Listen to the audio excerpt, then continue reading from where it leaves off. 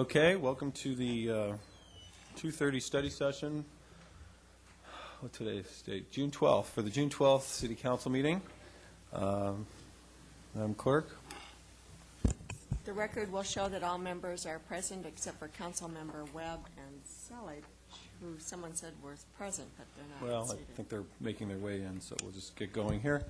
Current business, clarification of items on the consent calendar. Does anybody want to have any clarifications? If we have a correction to the minutes, do we do this now or later? I'm sorry? A correction to the minutes? Okay. Councilman Daigle? Just a question on the concessions at CDM. Was staff planning to pull that? No, we're planning to get your discussion on that tonight. Okay. Okay, Councilman Henn? I have nothing. Councilman Curry? Nothing. Councilman Selich? Nothing. Councilman Webb? The ferry, Please, the item on the ferry, where we're reducing the percentage from 5 to 6%, is that on the consent calendar? It is on the consent calendar. Actually, I've spoken to the Beeks earlier today and mentioned to them that I might ask that that item be continued because I think there needs to be maybe some further discussion and review. And so Okay. they were here, I told them they could go home, but they will be here this evening, and they've agreed to that. Okay? May I suggest that if you pull the lease information, I'll double-check it, but I think it might not be a bad idea to go ahead and at least introduce the franchise. Yeah, And then the at least- ordinance. That way, we don't have to postpone that, because Yeah. that's a two-meeting process. Yeah, we'll take care of that. But as to the lease and the terms of the lease, there may still be some negotiation. Correct, you over might that. want to pull that. If Okay. you want to pull that, you can pull that separately. Yeah. Okay, and I have no items at this time to pull. So, or clarification. Let's move on to item number 2, our department budget overview.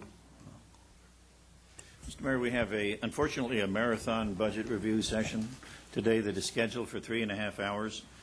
Be kind to us. We will, if you will. Okay. You know, I didn't say that. You started. This is a one-way street, not a two-way street. I have directed the department heads when they review the budget to please do it briefly. There is a lot of information that was contained in the slides, and I think a number of these will be gone over very quickly, but there are a couple of key issues that we do need to talk about. At the last review, we had the city manager's department and also the library department, so we will begin with the city clerk and go in order.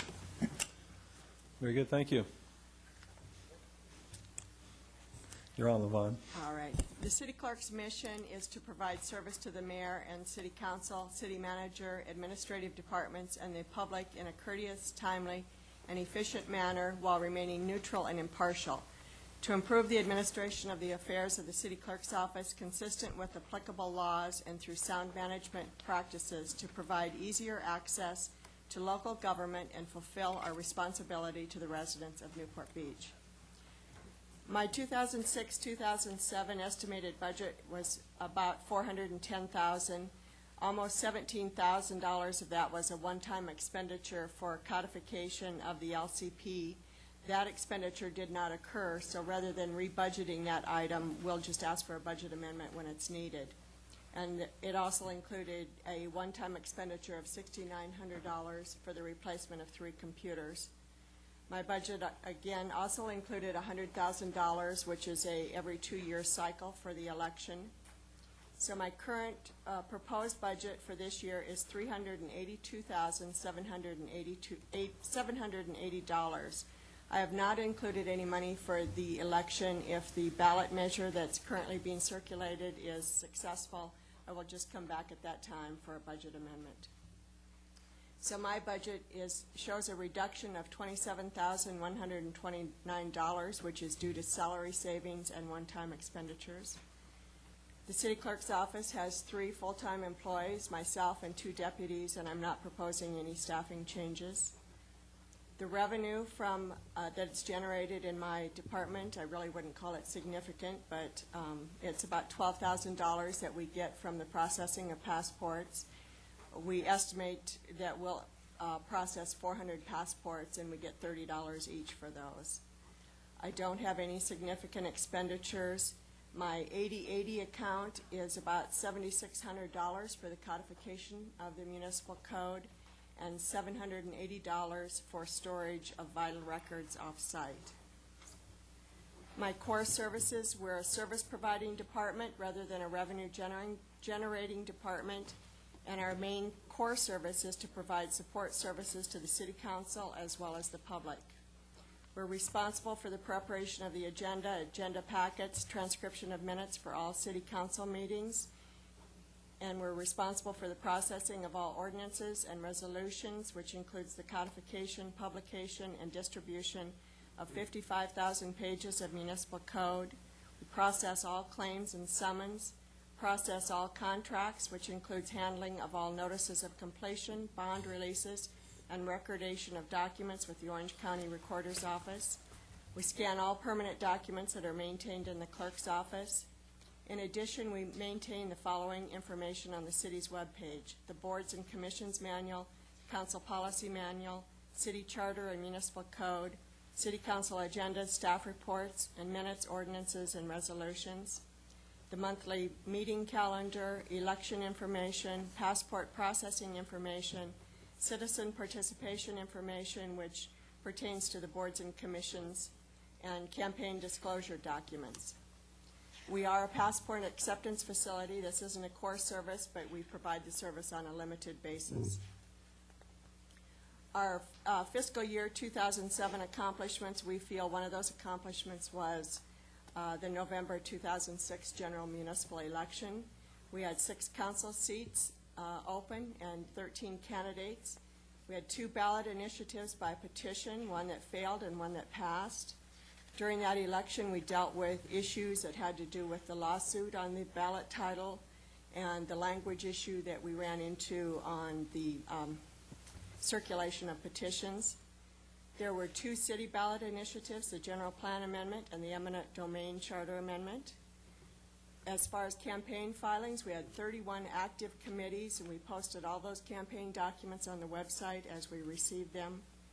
And this was the first time that the City Clerk's Office was responsible for the translation and publication of election materials in Chinese and Spanish, and they were published in our local paper as well as in a Chinese and a Spanish newspaper.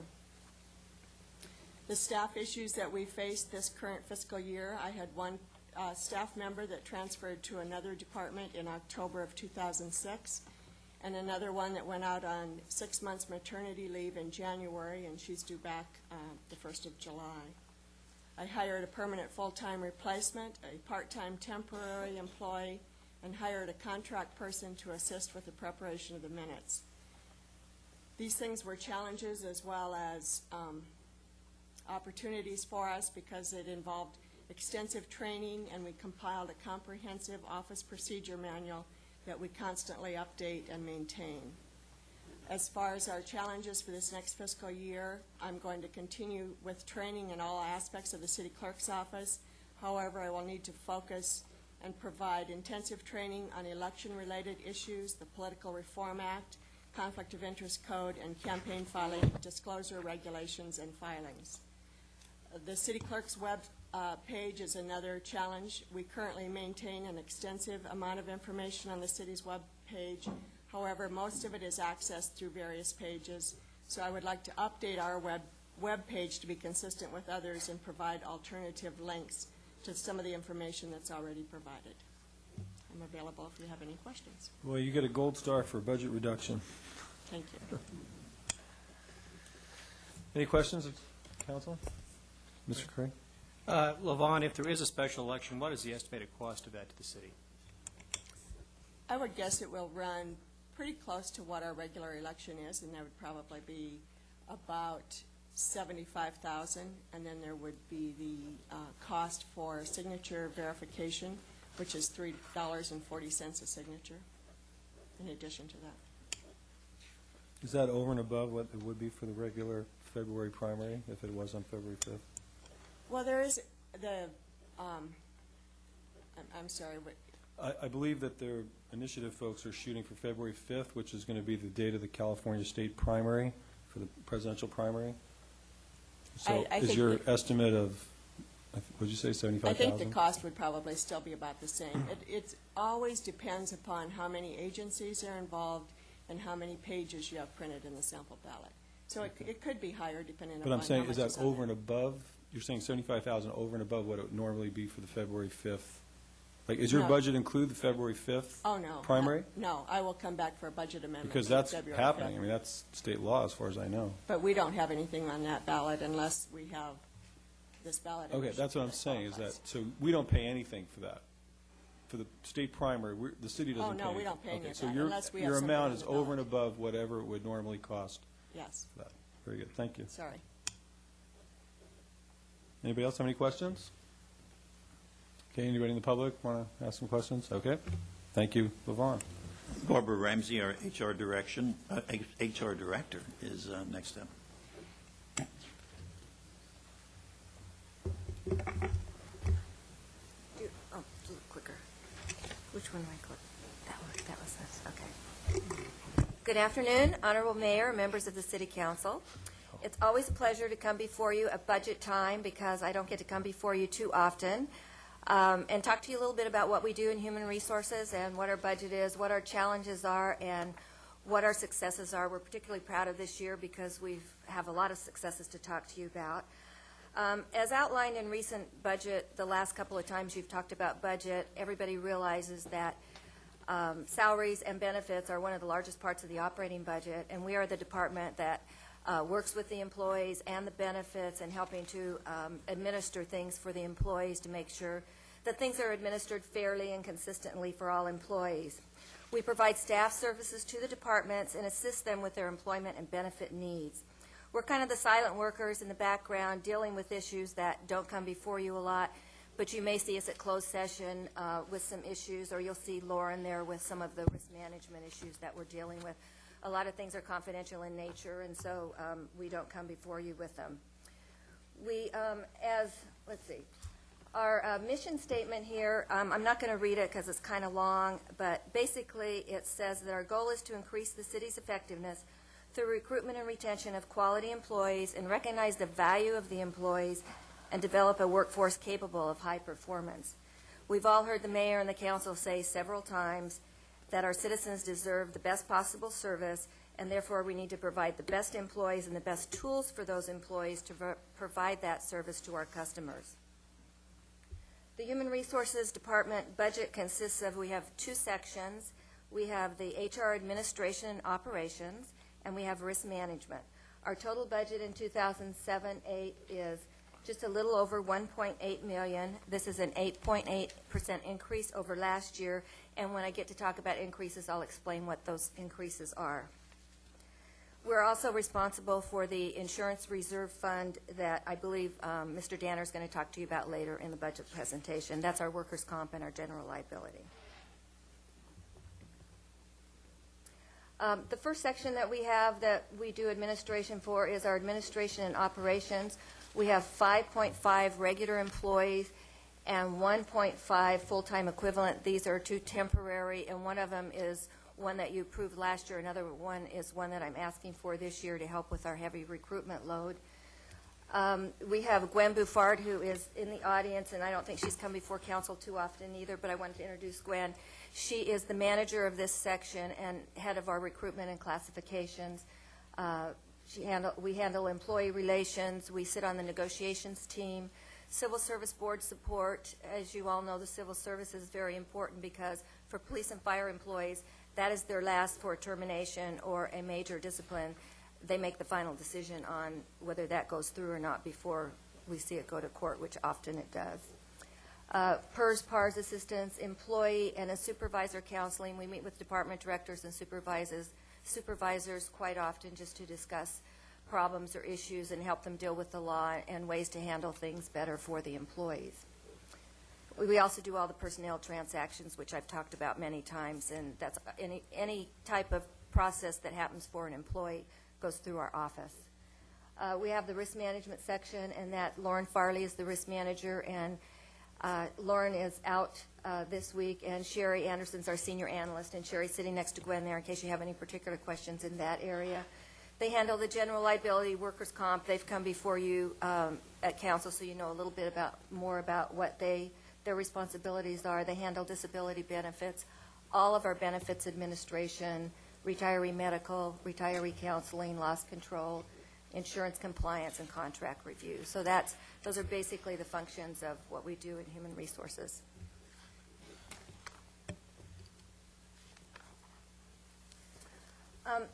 That's a little hard to read. I wasn't going to include, when you said to cut the presentation down, I was going to cut this slide out, but then someone said some of our service indicators have increased so much that, so I'm just going to mention a few of them.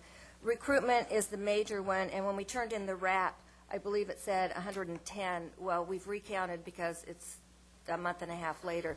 We've actually are estimating 130 recruitments this year, up from 88. That's a 47% increase, which is pretty major. We're not expecting it to increase that large of an increase next year, so we estimated the 140. Our tuition reimbursements, we expect to go up next year, and there is a cost to that. We expect it to go up.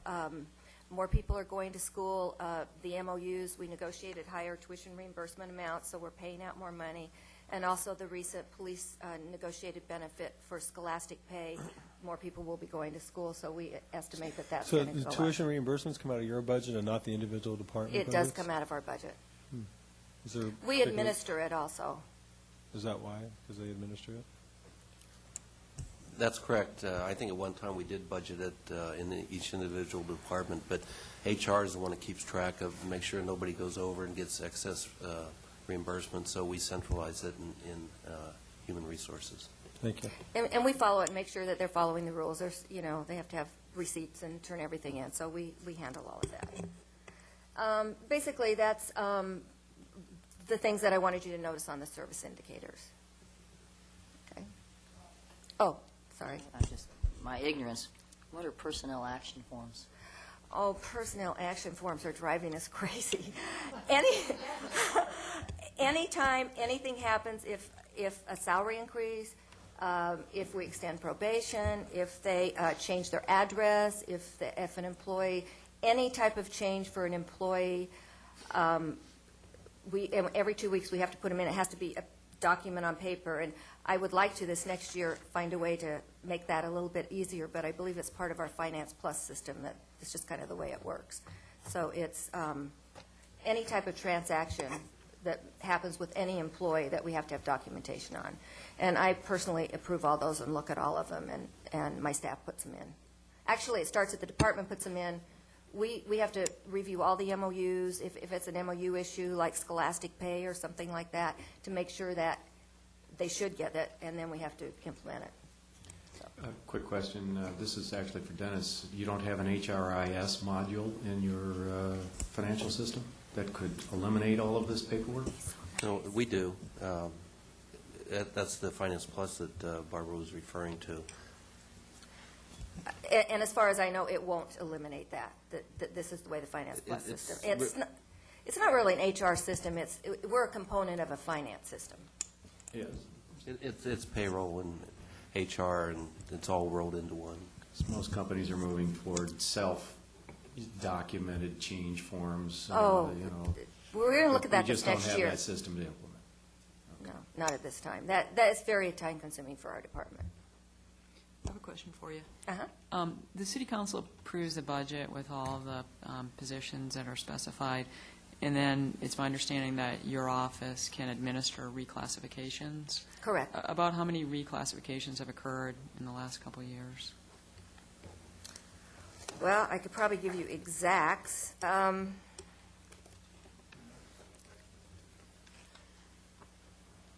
It looks like we're estimating about 25 this year. But are those studies, or are they actual ended up as reclasses? Yeah. Oh, I've got a list of all of them, and I'd be glad to provide council a list of them. That, let's see, for 06, 07, for instance. Yeah, it looks like we estimated 25 for 06, 07. I'm sure we used this to Okay, so estimate about that. 25, 30 a year. Yes. Okay, thank you. And basically, there's a procedure they have to go through. What they have to do is put something, we have a pretty strict procedure. They have to put in writing either the employee or the department director how that job has changed significantly from what the job description says. And so they have to document it before we even do the study. Then Homer has to approve us to do it because we don't want to spend the time doing the study unless we feel like there's a reason. So we do have others that request that don't get approved. And that would be for the position, so it could It is affect for more the than position. that number of individuals. Right. That's the number of positions. Right. And sometimes we do larger ones, like whole sections also of studies. Oh, whoops, wrong way. This year, our increased funds, and I told you it was about 8.8%, we're asking for $55,719 for a temporary part-time HR analyst. This person, actually, last year, we were so busy with recruitments, we had to put a freeze on recruitments, and that, putting a freeze on recruitments affects the departments and affects the service they give to the public, because we just didn't have the staff to do them, and we had to set priorities, and I was meeting with Homer saying, what do we do, what do we do? And finally, we decided to go out and hire, instead of going with a consultant, to get a part-time temporary analyst, because we didn't know how long this would last.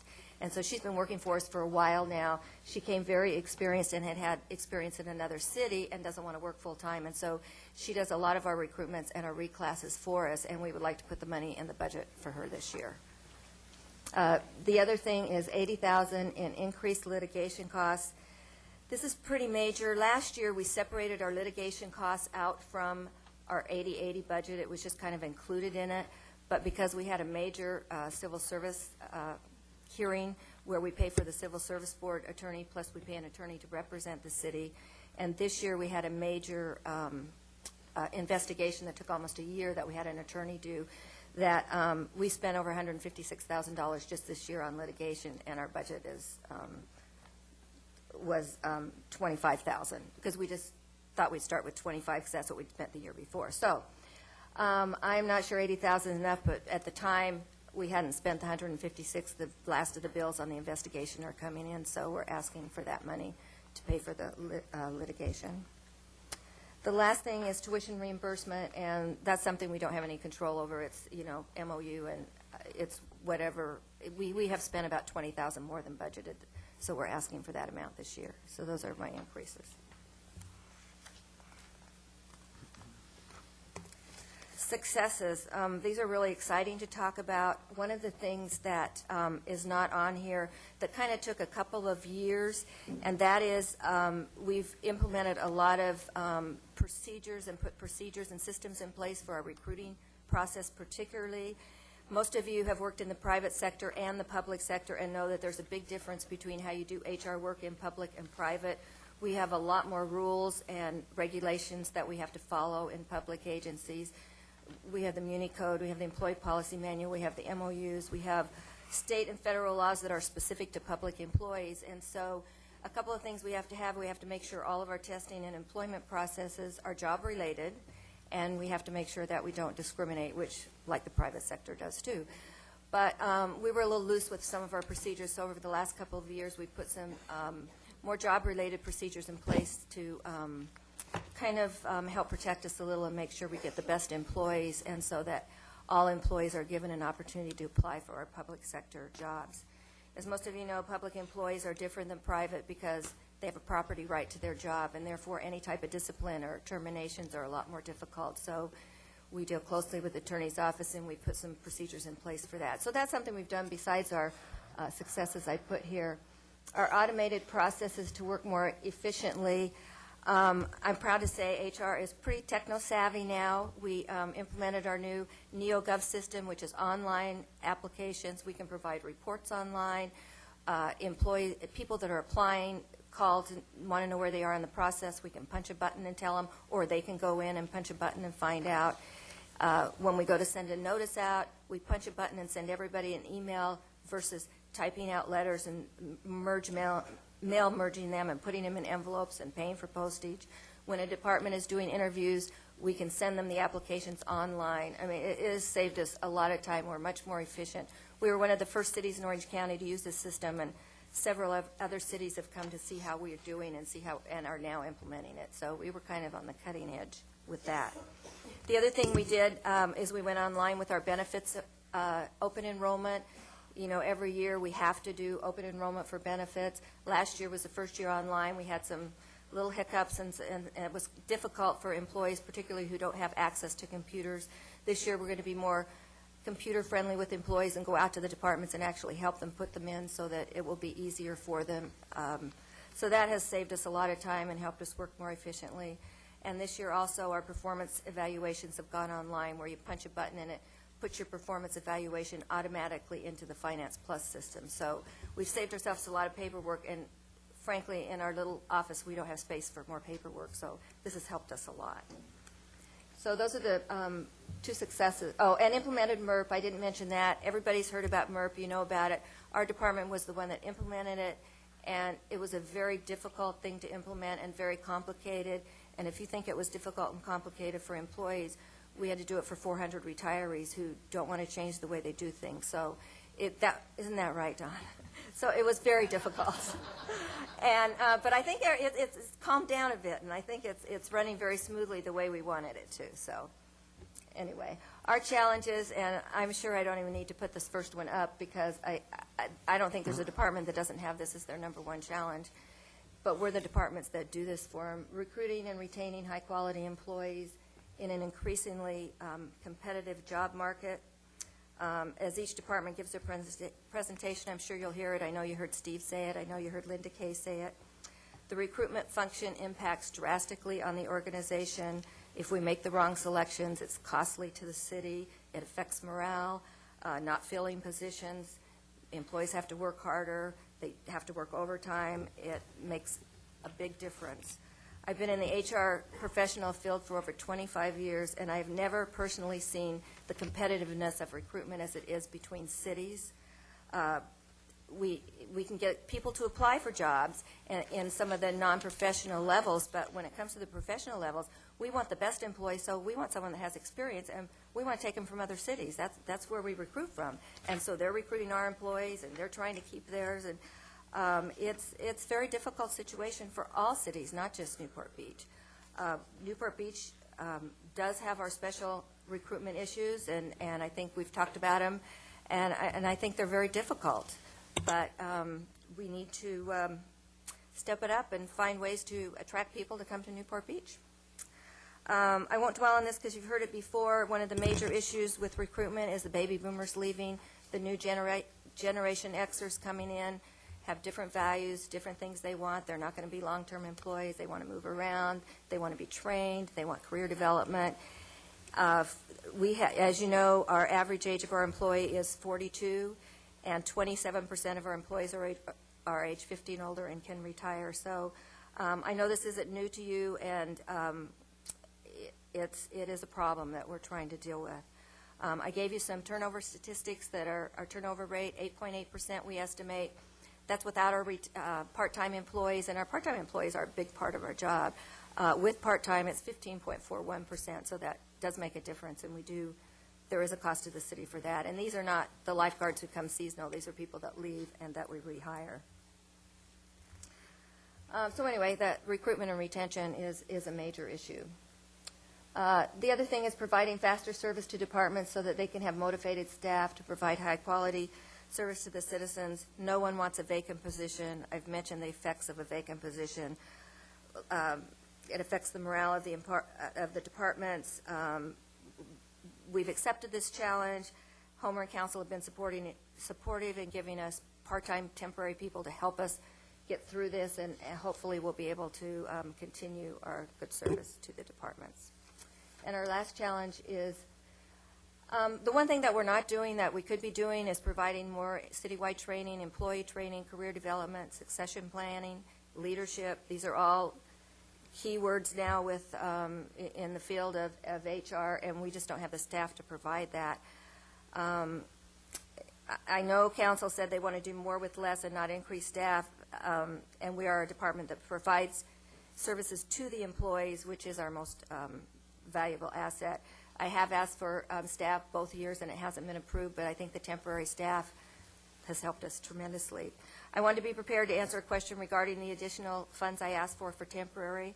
I did do a little survey to find out kind of where we were, and I found that the city of Newport Beach, we have about 1,200 employees. That's 800 full-time, 400 part-time.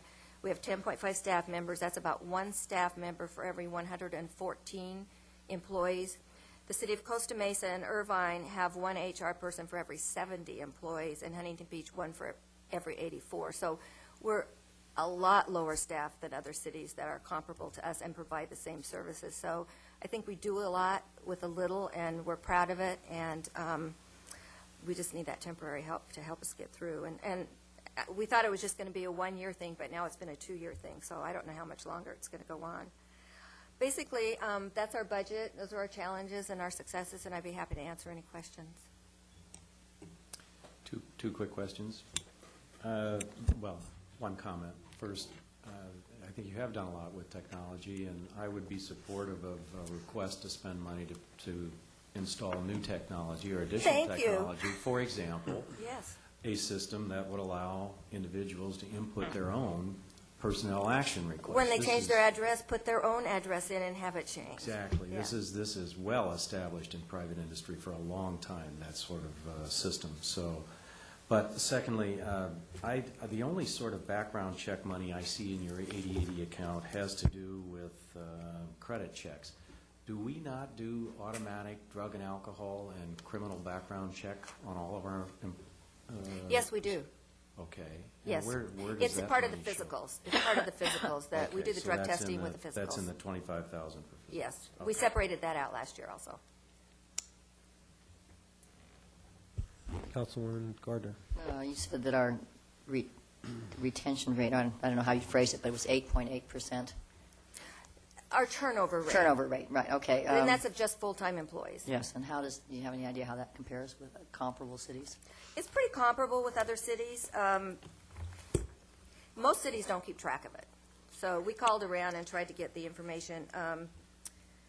Garden Grove, not available. Huntington Beach, 9%. Mission Viejo, 6%. Newport, 8.8%, and Orange, 9.2%. So we're kind of in there, but I think our part-time, we have a lot more part-time employees than most other cities at all have. I mean, Costa Mesa has 89 part-time employees. We have close to 400. So there's a pretty big difference. Anyone else? Leslie, did you have something you wanted to? Don't vote. She voted for your budget. Thank you. You're okay. You got 2 votes here. You abstained? Oh, she abstained. She's got a conflict. Okay, well, thank you very much. Thank you. Anybody from the public? Is there anybody from the public here? No? All staffers, okay. City Attorney, is that next?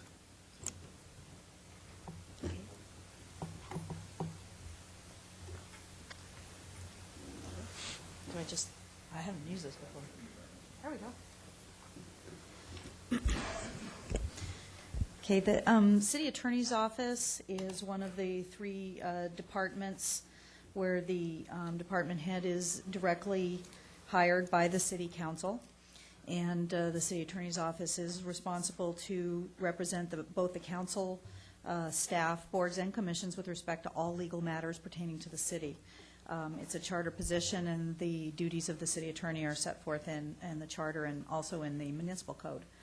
I will go into a little bit more detail in our staffing, but I think our budget for next year is only about $11,000 more than last year. And I think that is mostly due to the changes in the reworking of our department and the changes that I have made in our staffing levels.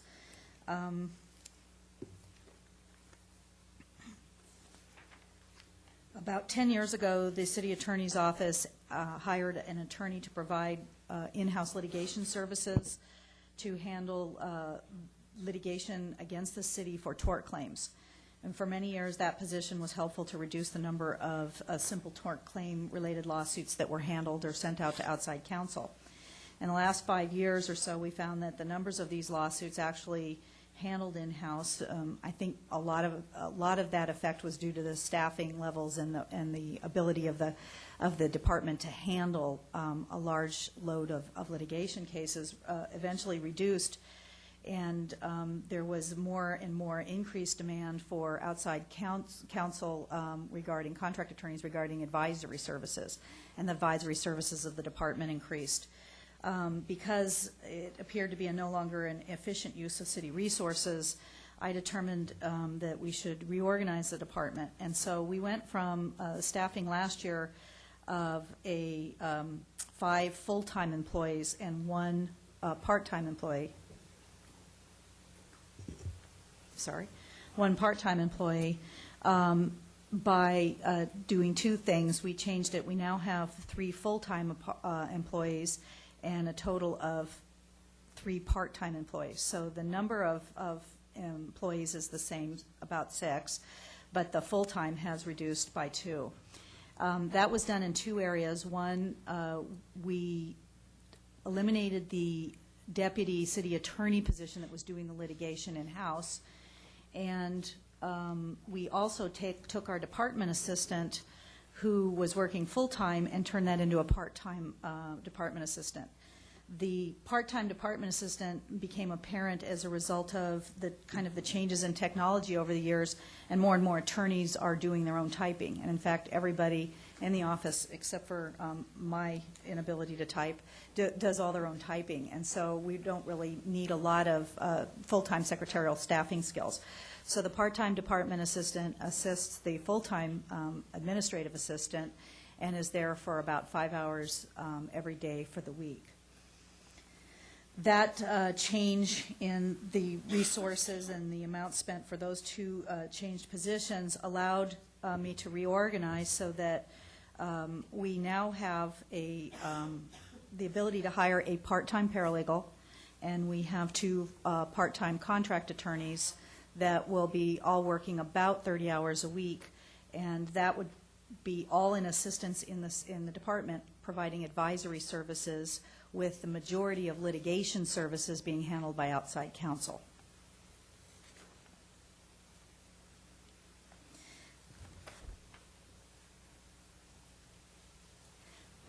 Oh, just to back up real quick, I know the council was interested in the 8080 account. The 8080 account will increase by the estimated amount that we had last year, which was 160. And as the council knows, we just recently did a budget amendment for the unusual expenses from that account that arose from mostly the IBC litigation and some other outside expenditures. But by the reorganization, I was able to apply some of the savings from the salaries of from the changeover to the part-time employees. And so the 8080 account would be $200,000 this year, and that would be intended to use for some continued litigation that the city might have against the Irvine Business Complex issues that have arisen out of the city of Irvine. Also additional costs that we have used in the past for areas that the city doesn't have specific expertise in, sometimes for tax planning, sometimes for bankruptcy, for issues regarding the group homes. We're still using outside legal counsel for some of the more specialized services to assist us, and we would have an increased budget in the 8080 account, but our overall budget has not changed. The service indicators kind of gives, or does give an idea, and it's just kind of an estimate that we look at for the amount of requests for opinions and advice we receive over the years, spread out over the number of attorneys that we handle. And also, in addition, when I learned that the CPI projects was approximately 140 for the oncoming year, I increased our contract review because we do quite a few contracts, and sometimes a CPI contract will entail 2 or 3 contracts that we have to review. Hopefully, over time, we're working with the Public Works Department to try and streamline our contracts so that there are people that are qualified within each department to know what to look for to make sure that there aren't any mistakes made in that form contract, and lower the amount of time that the city attorney's office has to review and approve daily contracts that are already in format. But there are many specialized contracts that really do need a lot of our time and review, And I think that's an indication of how much time we do spend on contracting issues in the city. The litigation caseload, of course, is reduced because it's our anticipation that all that will be handled outside. Some of the outside litigation caseload, when it's for tort claims, is hired through the risk management division, and their budget handles the outside attorney's costs. The code enforcement caseload, we anticipate will be increasing. The citizens do expect a lot more increased code enforcement, and so we'll be working closely with them on some of the specialized cases that can't be handled through citations.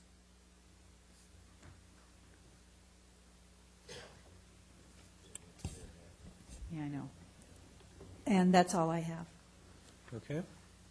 Mike, questions? Robin, I personally think that there is some risk in this budget, that it may not be high enough. But I want to applaud you for taking risk with your budget, for proactively reorganizing your department and trying to do it in a way that you think is more efficient and actually more cost effective. And so I very much applaud you for that. And we'll see if the risks that you took pan out well. But it's better to take the risk, in my view. So thanks for that.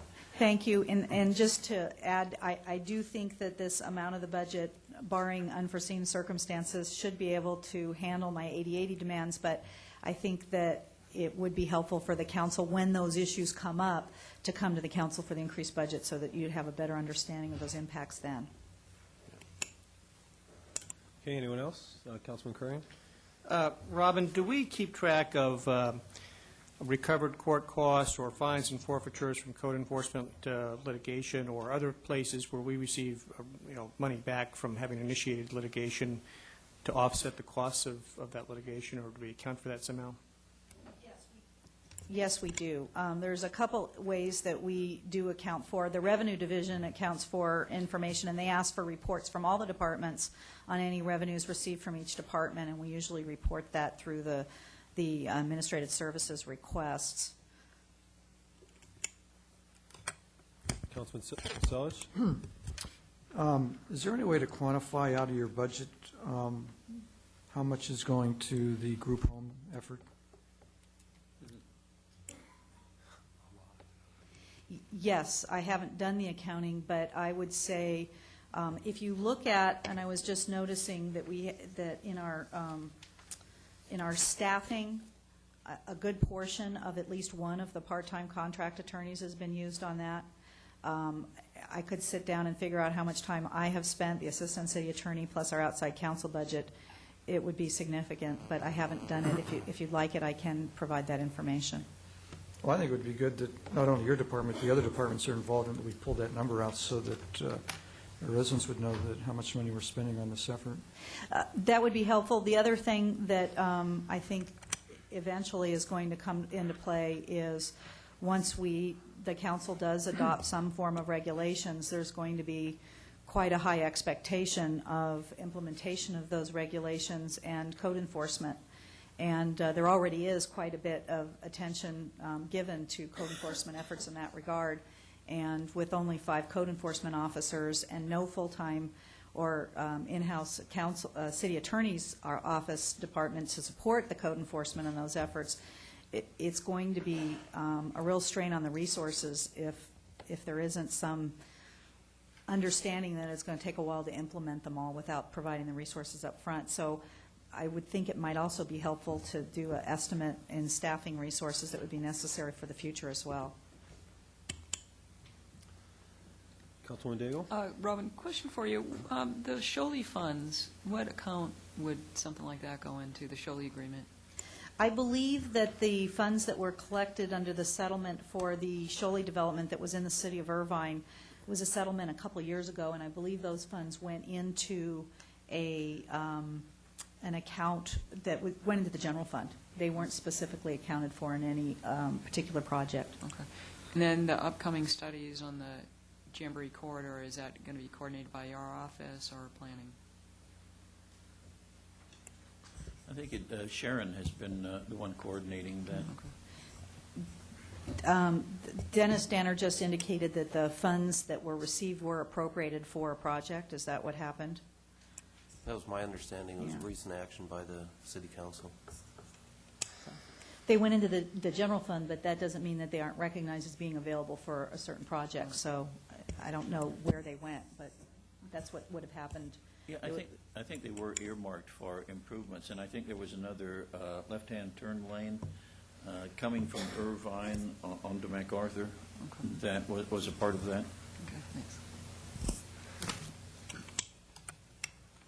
Councilman Salich?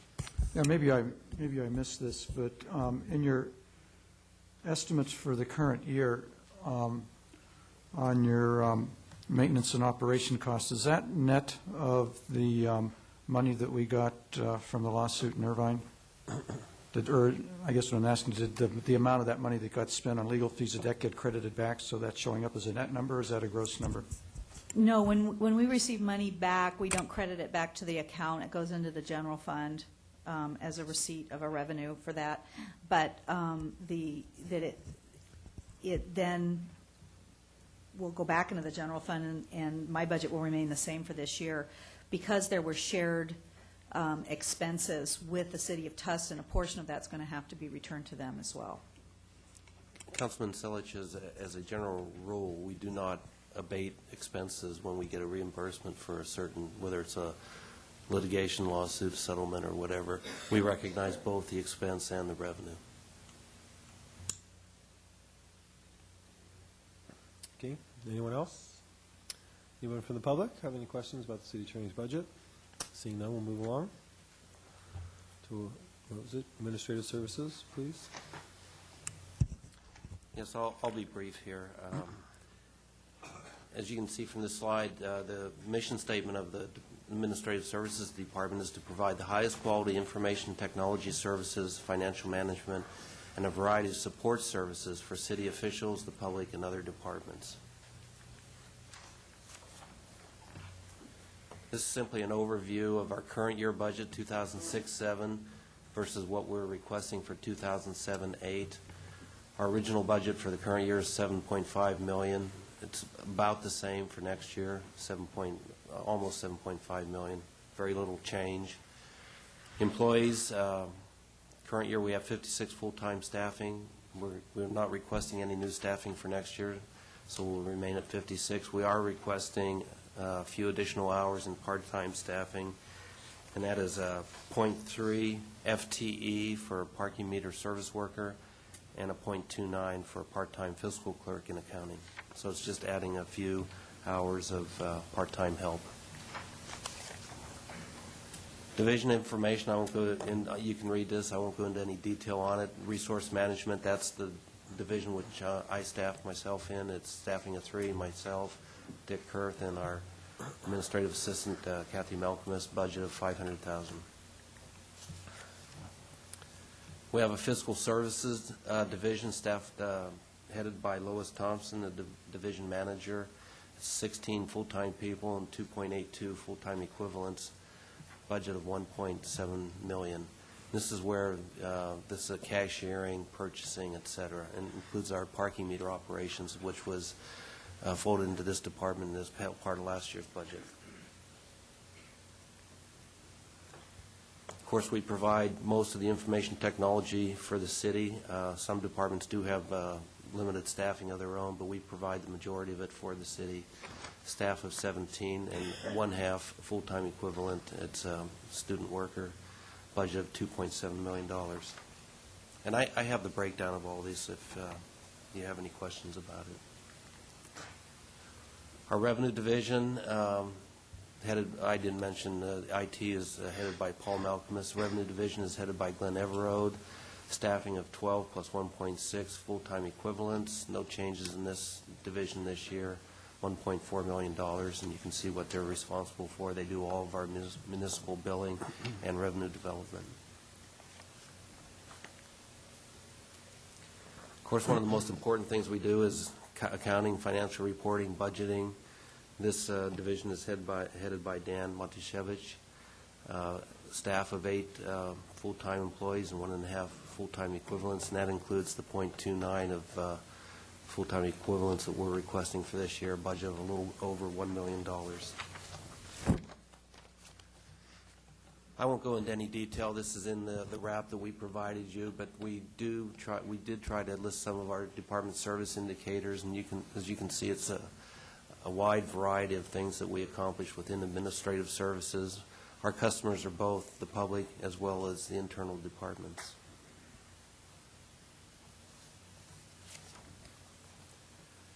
Some of the other activities that we're responsible for that don't fit anywhere else is debt service, and you can see we're not heavily in debt as a city. The debt is listed on the left-hand column, and the expiration date of that debt is listed on the right. You'll notice that our water revenue bond refunding bonds are due to mature in the year 2009.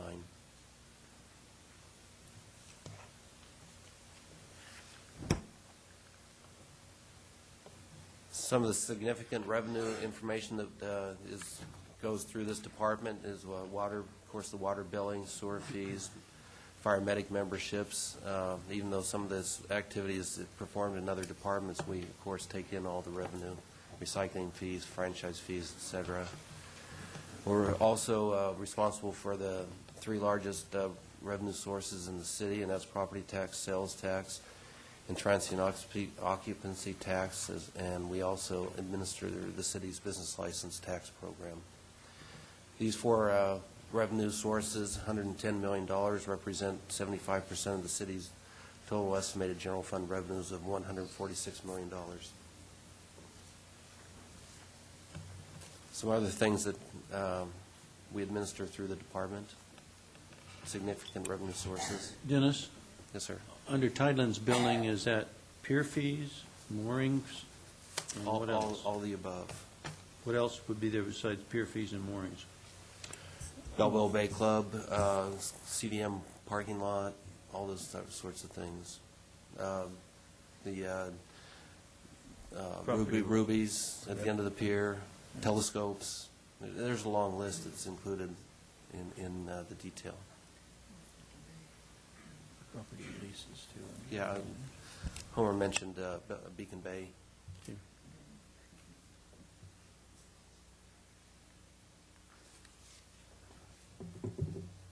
Some of the successes significant successes that we're proud of for this fiscal year is the preparation of the cost of services and cost allocation studies. That is finally reaching fruition. I've heard from Glenn Everode today that he's trying to set up a meeting between the city manager and myself to discuss the draft results of that, so it's very near to being complete. Of course, we worked on the facilities financing plan and have worked to update it over the year. And we're prepared to update that further once further direction is given by the council. And we, as Barbara mentioned, implementation of the MERP, we helped in the design and implementation of that program. They did most of the work with the implementation. We worked heavily on the design of that program. Challenges that we're looking for in the new year is, of course, the implementation of the cost of services study I mentioned above, updating the facilities financing plan, coordinating the performance benchmark study that the Finance Committee will discuss further this Friday at a meeting this Friday, and of course implementation of GASB 45, which is other post-employee benefits. And we're well on the road to have final implementation of that as well. We received our draft actuarial report last week. We still have a lot of questions on it, and it's being revised, but we should have that soon.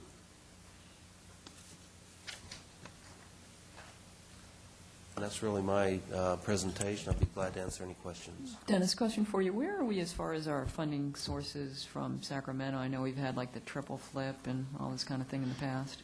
I mean, how reliable is that revenue stream?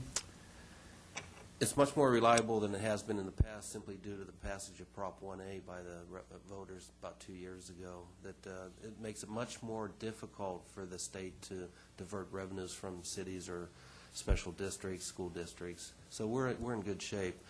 ERAF 3 is gone. That was the 2-year diversion of about $2.5 million to help balance the state's budget. So I believe we're in pretty good shape right now. Of course, ERAF 1 and 2 will go on forever. I did that at the last meeting. Councilman Webb? Have your light on? Oh. No? Councilman Henn? Dennis, your department performs a lot of functions that are susceptible to technological solutions to increase efficiency. And so I'm curious whether there were any systems implementations or technological changes in the current budget year that helped you become more efficient? And second part of that is, do you see anything in the upcoming 1 or 2 years of significance in that respect? You know, Councilmember Henn, that is an ongoing process. I was in Anaheim yesterday, and I talked to our vendor who provides our software at the vendor fair there, and she indicated to me that they're prepared to go forward with the latest version of that software and use us as one of the first installs.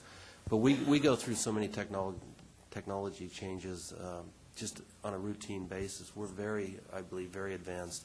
As a matter of fact, I was thinking after the comment about inputting your own information on, we do allow employees through I forget what it's called, but they can go into the database and change home phone numbers and addresses and that sort of information. That exists now. What we don't allow them to do, of course, is to give themselves a step increase or certification pay and that sort of thing. So they do have limited access to make some changes, but the majority of them still have to go through HR.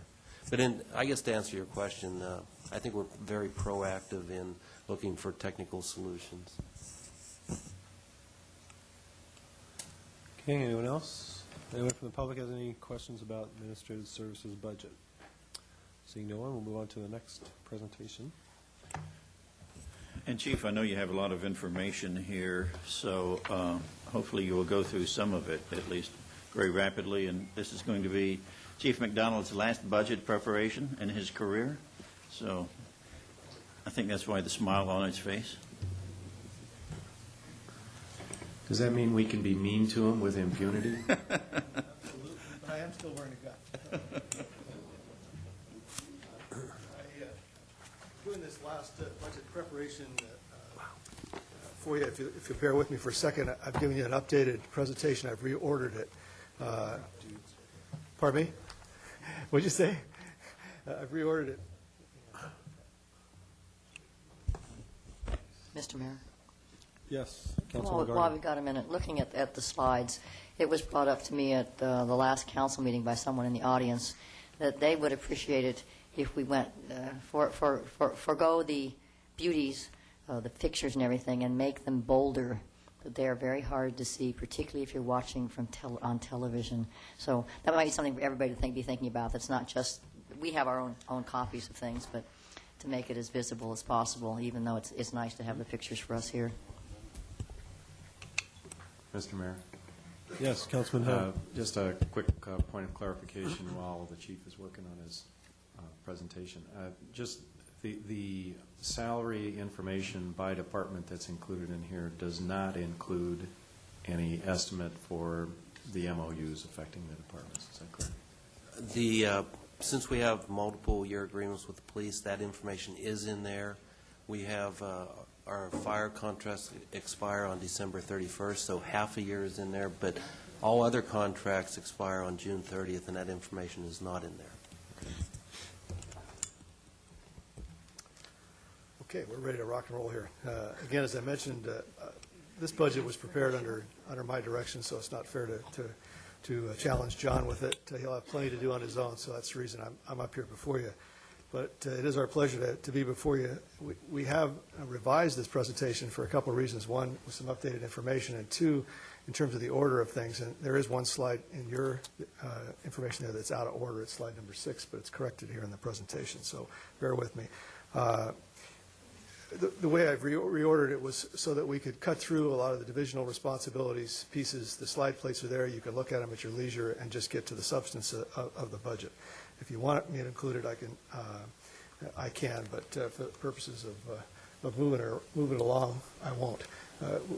We're going to talk about our budget overview, the personnel, the revenue, the grants, and to some extent the divisional responsibilities. And we've added a couple of other slides on the significant accomplishments and challenges that have occurred. In terms of the budget totals, I'm going to talk about the changes from one year to the next. But the bottom line numbers are the budget in your packets is a $41.4 million budget. It is divided in terms of the M&O to 16.1% our maintenance and operations budget, and the 1% capital outlay, and almost 83% personnel. We are a people-driven organization. Our budget total is devoted to mainly personnel costs, with only a relatively small portion of it devoted to providing the associated support. In terms of the budget by division, that's the way it's broken down. Just for quick reference, we can stop at any point. If you look at it by... Chief, I think that's quite a bit for a chef. Quite a bit for a what? A chef. Oh, you're kidding me. Do we have a typo there? Yes, you're right. You guys are eating way better than we are. I'll tell you, City you Council. bet. Somehow I missed that because I missed lunch today, so I don't know where my chef was. But anyway, in terms of the budget by division, 67% of it's dedicated to our frontline services. The remaining costs, while supportive in nature, obviously do support those frontline services, such as our fleet maintenance and dispatch operations. In terms of the personnel complements, again, as I mentioned, almost 83% are salary and benefits. That was the same total as last year during the 06 year. And that's just another way to look at the pie in terms of how it's broken down. It's just another view. In terms of full-time people, 240, 148 of those are sworn, and 92 are non-sworn. Over the last 10-plus years that I've been here, we looked at our staffing ratio. We've transformed a number of our sworn positions into non-sworn positions because, frankly, they're more career-oriented and do an outstanding job, and they are less expensive in the final analysis in terms of some of the retirement costs, et cetera. I think that our ratios at 38% are at least at the norm, if not beyond the norm of most agencies in California. In terms of the way the people are divided, that's the way they are broken down by division. If you look at sworn officers by division, 92% of our sworn officers are dedicated to the field as first responders or as follow-up investigators, and that's as it should be. There are no new positions in the fiscal year budget. There is a chance, I'll talk a little bit about it later, that we may be awarded a grant for an additional position. The details are still sketchy, and that would come before you a little bit later. In terms of the summary of changes in the salary and benefit arena, there's a 4% increase in salary and benefits. The M&O accounts are a 7% increase, and we'll talk about all these in a minute. And the capital outlay is actually a decrease from the previous year.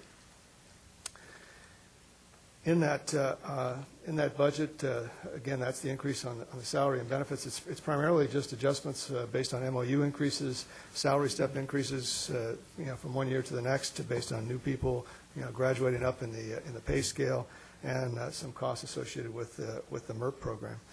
Each year our budgeting is kind of a balancing act, especially in the M&O and capital areas, depending on how your needs change from one year to the next. The salaries and benefits remain pretty constant, and based on the 83% majority of our costs, that's what typically carries the day in terms of an overall increase. In terms of the M&O increase, I want to walk you through where some of these increases are. They're centered in vehicle and fuel cost increases, some other contracts and other specific adjustments, and the ABLE program, which I will talk in more in terms. But just to give you kind of the rough cut numbers on where they are and how they add up, in that $429,000, there's $36,372 in fuel cost increases for our fleet. The ABLE program has an ongoing increase of $132,807. I'll explain that in more detail in a minute. A one-time pilot training cost of $58,000 based on retirement in that program. Then you go through the various operating accounts. We have $21,400 in telephone upgrades for our T1 lines and our internet connections. So we're pushing a ton of information across the airwaves and across the data lines, and we just don't have the throughput anymore to do it. There's a $25,000 increase in document imaging upgrades to the city system, of which we are a portion of that, although we have some specialized needs based on how our document imaging is set up. There's $17,900 in projected cost increases for other software maintenance for that follow-up on the document imaging, as well as some antivirus and firewall upgrades. And again, all of that, I'll explain that account in a little bit more detail at the end, because I know Councilman Hand had some questions about that 8181 account and what's in it. We have a $41,500 increase in electricity costs projected. $15,000 contribution to the Integrated Law and Justice Agency of Orange County, which is a joint powers authority. Again, I'll talk a little bit more about that in a second. $12,000 in recruiting-related expenses. That is one of our significant challenges, which you'll hear a little bit more about. Some range supplies at $7,000. We have an additional crossing guard that was established mid-year at Pembroke and Mariners for $17,800 in crossing guard increases. And so $11,000 in ballistic vests, which is reimbursable actually through a federal grant that's contained in that, and another $13,000 in SWAT supplies that has to do with the ballistic helmets, some hostage negotiations equipment, and some replacement weapons. So all of those increases that I just ticked off here add up to about 96% of that total. The others are, frankly, small fluctuations in a variety of the accounts that we have. Going on to the ABLE budget, since the ABLE budget took it on the chin a little bit this year for a variety of reasons, most of which were not of their own making, I thought it was appropriate to give you a little bit more of a look at where those increases were. About 7 years ago, the ABLE Governing Board made a decision to adopt a 3-year budget, and the intent of that was so that our member agencies could more, frankly, efficiently plan for budget, or adopt a budget plans in a more orderly manner, based on the significant swings in helicopter maintenance from one year to the next. As you know, the FAA requires time life kinds of replacements to occur, and that, depending on where you are in those engine cycles, can make dramatic swings. So we adopted a 3-year budget to flatten out those swings from year to year. However, several other things have contributed, and not the least of which was the failure of the dollar as compared to the euro, and we've seen some issues there. Our parent company for Eurocopter, which owns, I think, somewhere over 50% of the market share, if not more, of helicopters in the world, is in France, and so they operate on the euro, where we operate on the dollar. Another reason, and that affects not only the cost of the aircraft, which have gone up about 27% since the last time we bought an aircraft in 2003, largely for that reason, as well as the cost of raw materials. And in tracking those raw material costs from January of 2004 through October of 2006, titanium's increased 72%, nickel 75%, stainless steel 85%, and the cost of energy at 101%. So all that drives the cost of a program like this, and frankly some of our other technology related programs, I'm sure. If you look at some of the cost centers of where the increases are, there's a 27% increase in fuel costs, and again, aviation is not unlike our police fleet. However, just by way of some background, ABLE is working with JWA and Costa Mesa to secure some rights to access fuel from the JWA fuel farm And to do that in a way that doesn't add the usual cost of their fuel handler, which is a significant additional cost. Just as an example, if we're able to put this deal together, I think the Orange County Sheriff's Department will save about $150,000 a year in fuel costs because they're buying it direct from the fuel provider on JWA and paying that additional cost. So we've negotiated an agreement with the fuel handler that adds 7 cents per gallon for fuel handling cost over what the rate is at the lower level. If that doesn't work out, and one of the provisions in an agreement is it will allow us to actually construct an above-ground fuel tank on JWA property to essentially handle our own fuel. And we have a fuel tanker that was purchased with the UASI grant funds to accomplish both those things. Part of it was a trade-off for the city of Costa Mesa because of the amount of landings and takeoffs at their helipad facility at City Hall, and they're taking some understandable criticism from neighbors and residences as well as City Hall on the number of landings and takeoffs. So this allows them to get out of that business, and in return, they're going to give up an easement right on part of the street that JWA is after for other security reasons for the airport. So that agreement should be on the ABLE board agenda in the very near future to finalize it.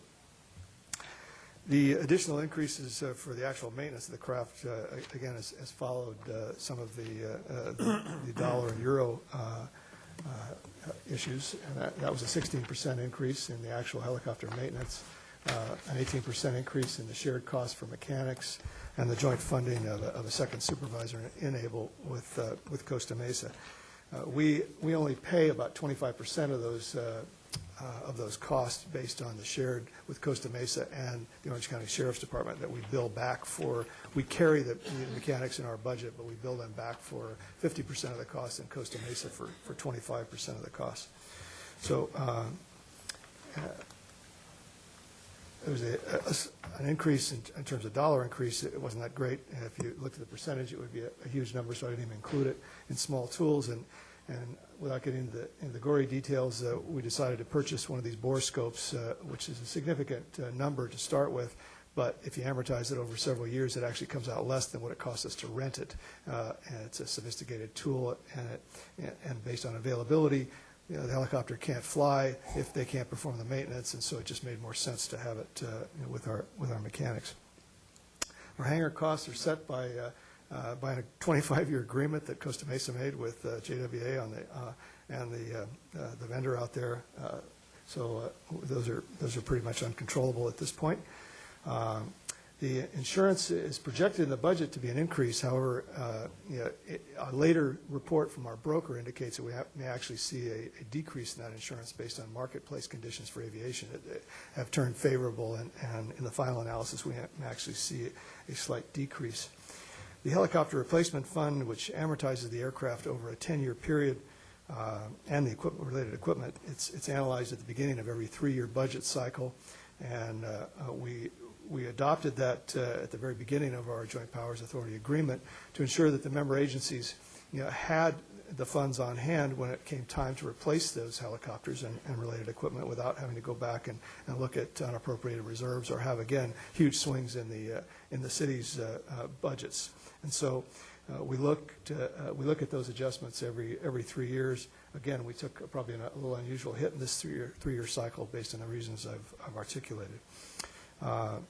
The total cost centers of all those things I've mentioned are actually in excess of the total increase, but there's been slight decreases in other separate accounts, and so it all balances out, but that's where the bulk of them are. In terms of the 8181 account, I think this was to respond to a question that Councilman Henn had with the Administrative Services Director. The total of our CAD, our computer-aided dispatch, and our records management system, as well as our Microsoft licensing that's required, and our automated vehicle locate system, it represents 72% of those total costs, those three components. The rest of it are, frankly, just a whole bunch of little things from firewalls to antivirus and 911 recorders, et cetera. So roughly three quarters of that number then is related to maintenance Oh, yeah, well, yeah. Maintenance contract costs. Virtually all of it is, and, So this is but not the for three-quarters of it is just those three items of the software maintenance for our CAD and RMS, our Microsoft licensing, that's kind of the infrastructure licensing, if you will, and our automated vehicle locate system. But the rest of it's all software. Almost maintenance. none of it is for the purchase of new software. Absolutely, yes. Yeah, it's, that's where a lot of these software developers make their nut these days, is in the maintenance. It's one thing to sell it on the cheap and then charge for the maintenance upgrades. So that's the magic on that. Those are the dollars. Those are all in your slide plates. And we'll jump back, talk a little bit about capital outlay. We actually show a decrease this year in our capital outlay expenses, and that's based on the completion of the conversion from a computer lease to a computer purchase program, as recommended by our finance folks. Essentially, the new purchases that are included in our capital outlay are 3 live scan machines, which are automated fingerprint machines, and they include 4 years of maintenance. Now, one of the trade-offs we had is literally in one more year, they were going to eliminate any maintenance whatsoever at any price on our current machines. So we could buy it a year early and put it under the 4-year maintenance agreement and save $25,000 toward the purchase. It seemed like the bright thing to do, rather than to dump another year of costs into an exorbitant maintenance fee. And all 3 of these machines are outdated and needed replacement because of the lack of support. We also had to purchase an additional, and that total was $71,000, $71,631 to be exact, of those three machines. The second item in there, a significant item, was just about $12,000 to purchase another 800 megahertz console. Our current method of communicating with the air units from dispatch was deficient, and all 3 agencies that are served by ABLE had to upgrade those in order to be able to communicate effectively. And then just some miscellaneous chairs and jail lockers at $12,000, and another $11,000 for us crime scene investigation evidence drying cabinet. So that's the substance of our capital outlay request. You look at revenue and grants. Our total estimated police department generated revenue is about $7 million, and it's broken down as you see. The $800,000 is the public safety augmentation funds that we get. We have alarm-related permit renewals at $375,000, parking fines at $2.5 million, and administrative citation fines at about $165,000. In addition, we have about $135,000 in jail booking fees. As you know, we actually bill people for staying at our hotel, with or without the chef, and the court helps us in that process by requiring, as a condition of their probation, to pay us for that privilege of staying with us. Chief, I had a question for you. Sure. In your previous slides, it seems like a lot of police work is real communications intensive. What do you see as the challenges for kind of the next 5 or so years within police work as far as communication? Well, I think, as I mentioned to you before, hopefully with the 800 megahertz system, we're going to see some improvements over this next 18 months. They've promised us a coastal site, additional site down near El Moro, that will hopefully fill in the problems we're having with the Newport coast in terms of communicating in that region. Just recently, we were able to get the Crystal Heights Association to approve an external antenna for an Intella repeater that's at that site that hopefully will last us and improve in the short term some of our communications in the next 18 months. But clearly, we need some significant improvement in the Newport coast. The county is planning on installing a brand new site in the El Moro area to correct that. The other things is as we talk, we push a lot of information out to our field people. We just went through, in fact, I'm not sure how it's gone over this last week, I think, a major upgrade in terms of the EVDO cards. In technical terms, it's somehow how you get the throughput across the airwaves in terms of cellular service primarily, but we use it in terms of our mobile data computers. So we're trying to bring as much information to our field people as possible, so they've got it right there, it's their office in front of them, they can pull down information from both regional and state systems as well as our own local, and to solve things literally instantaneously in the field, to bring pictures out to them and mugs, and ultimately we'll probably do fingerprint comparisons right in the field in terms of that kind of technology. So it's coming, and it's a struggle to keep up with it, quite honestly. We talk a lot about how we're on the bleeding edge or the tip of the spear or whatever the euphemism you want to call it, but it's a challenge, and it's a challenge for our MIS people, and we'll probably be back to you in years to come saying we need to add to that complement because those poor people are running ragged. I mean, we've got them now working literally as we speak on the beach camera project because we've got obviously some infrastructure pieces of that to get that data back into the department. So it's a constant battle. It really is. ABLE, we get a good portion of revenue from ABLE through the other contracts back for our portion of the Santa Ana contract, as well as the maintenance, maintenance worker and the mechanics. Our school resource officers, as you know, we're in a partnership with the schools. They pay 50% of the cost of our school resource officers for the 2 high schools and and Ensign, portion of it for Ensign. So that's a portion. And we get some monies through the Narcotics Asset Forfeiture Fund. Going on to grants, we get a small piece, $120,000 in our state COPS funding, partially funds our 2 sworn officer positions that staff our crime suppression team, and some miscellaneous equipment. Doesn't cover the total cost, but it's something towards that. These grants you're going to see up here now are holdover grants from the COPS Technology grant series that we got in our early stages of our Integrated Law and Justice project. And I'll talk a little bit more about what those are all going to, but these are just fund balances for those grants that we will be spending in the next 12 to 24 months.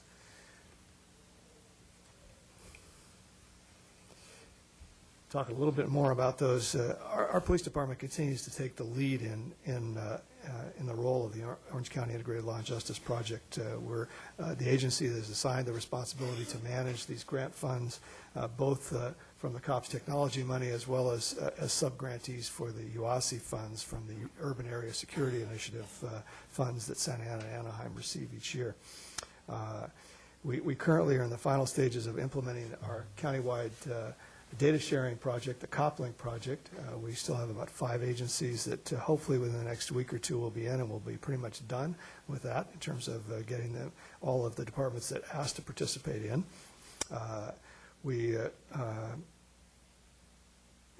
As you know, it links all of the records management systems from those municipal police departments, as well as a direct feed from the courts and the University of California at Irvine.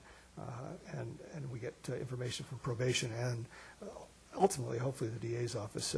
Their data has not been finalized for inclusion, but we do get it from probation, so it's significant for our field people and our investigators.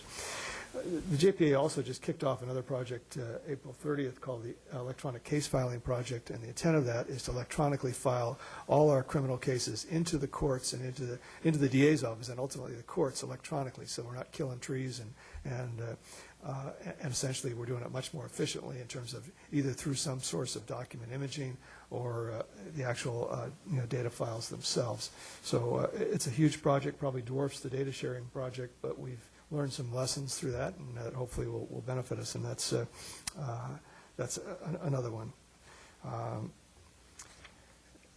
Along with that, maybe an electronic citation program, but that's still a little bit off. The court pays over $500,000 a year to encode citations into the system, and there ought to be a more efficient way to do that, and we're exploring that as part of this electronic case filing project.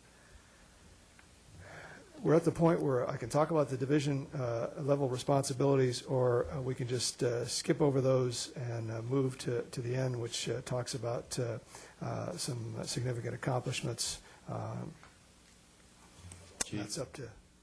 Before we leave the grant discussion, sure. How that grant money, apparently that's money that's in the bank, so to speak. Yes. And how much expense is embedded in your budget associated with the work related to those grants?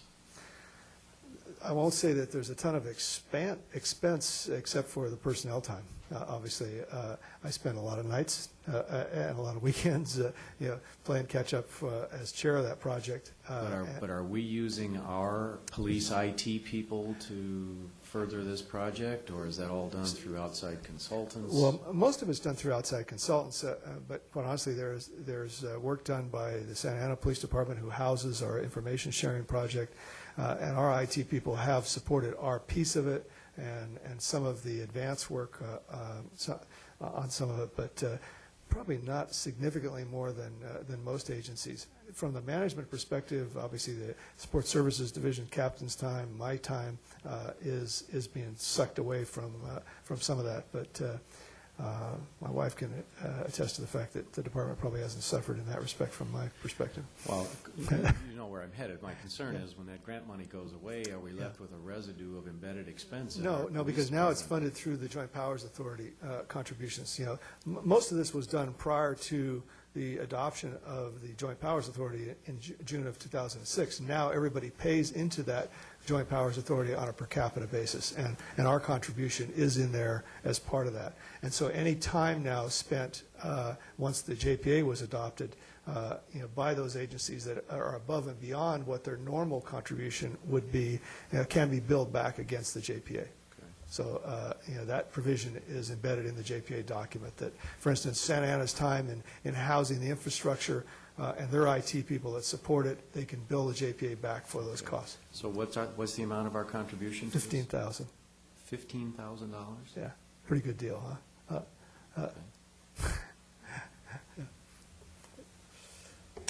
So, Mayor Pro Tem, do you want me to skip all over this and move to the? Yeah.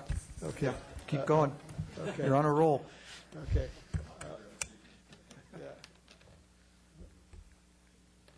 I wish I could skip faster, but this thing only will go as fast as it goes. And I'm going to push you on up to slide number 47 in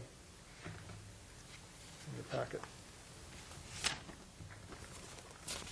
We talk about the significant accomplishments during last year, and the city manager asked us to put two of those up on the screen, and so that's what we're doing here.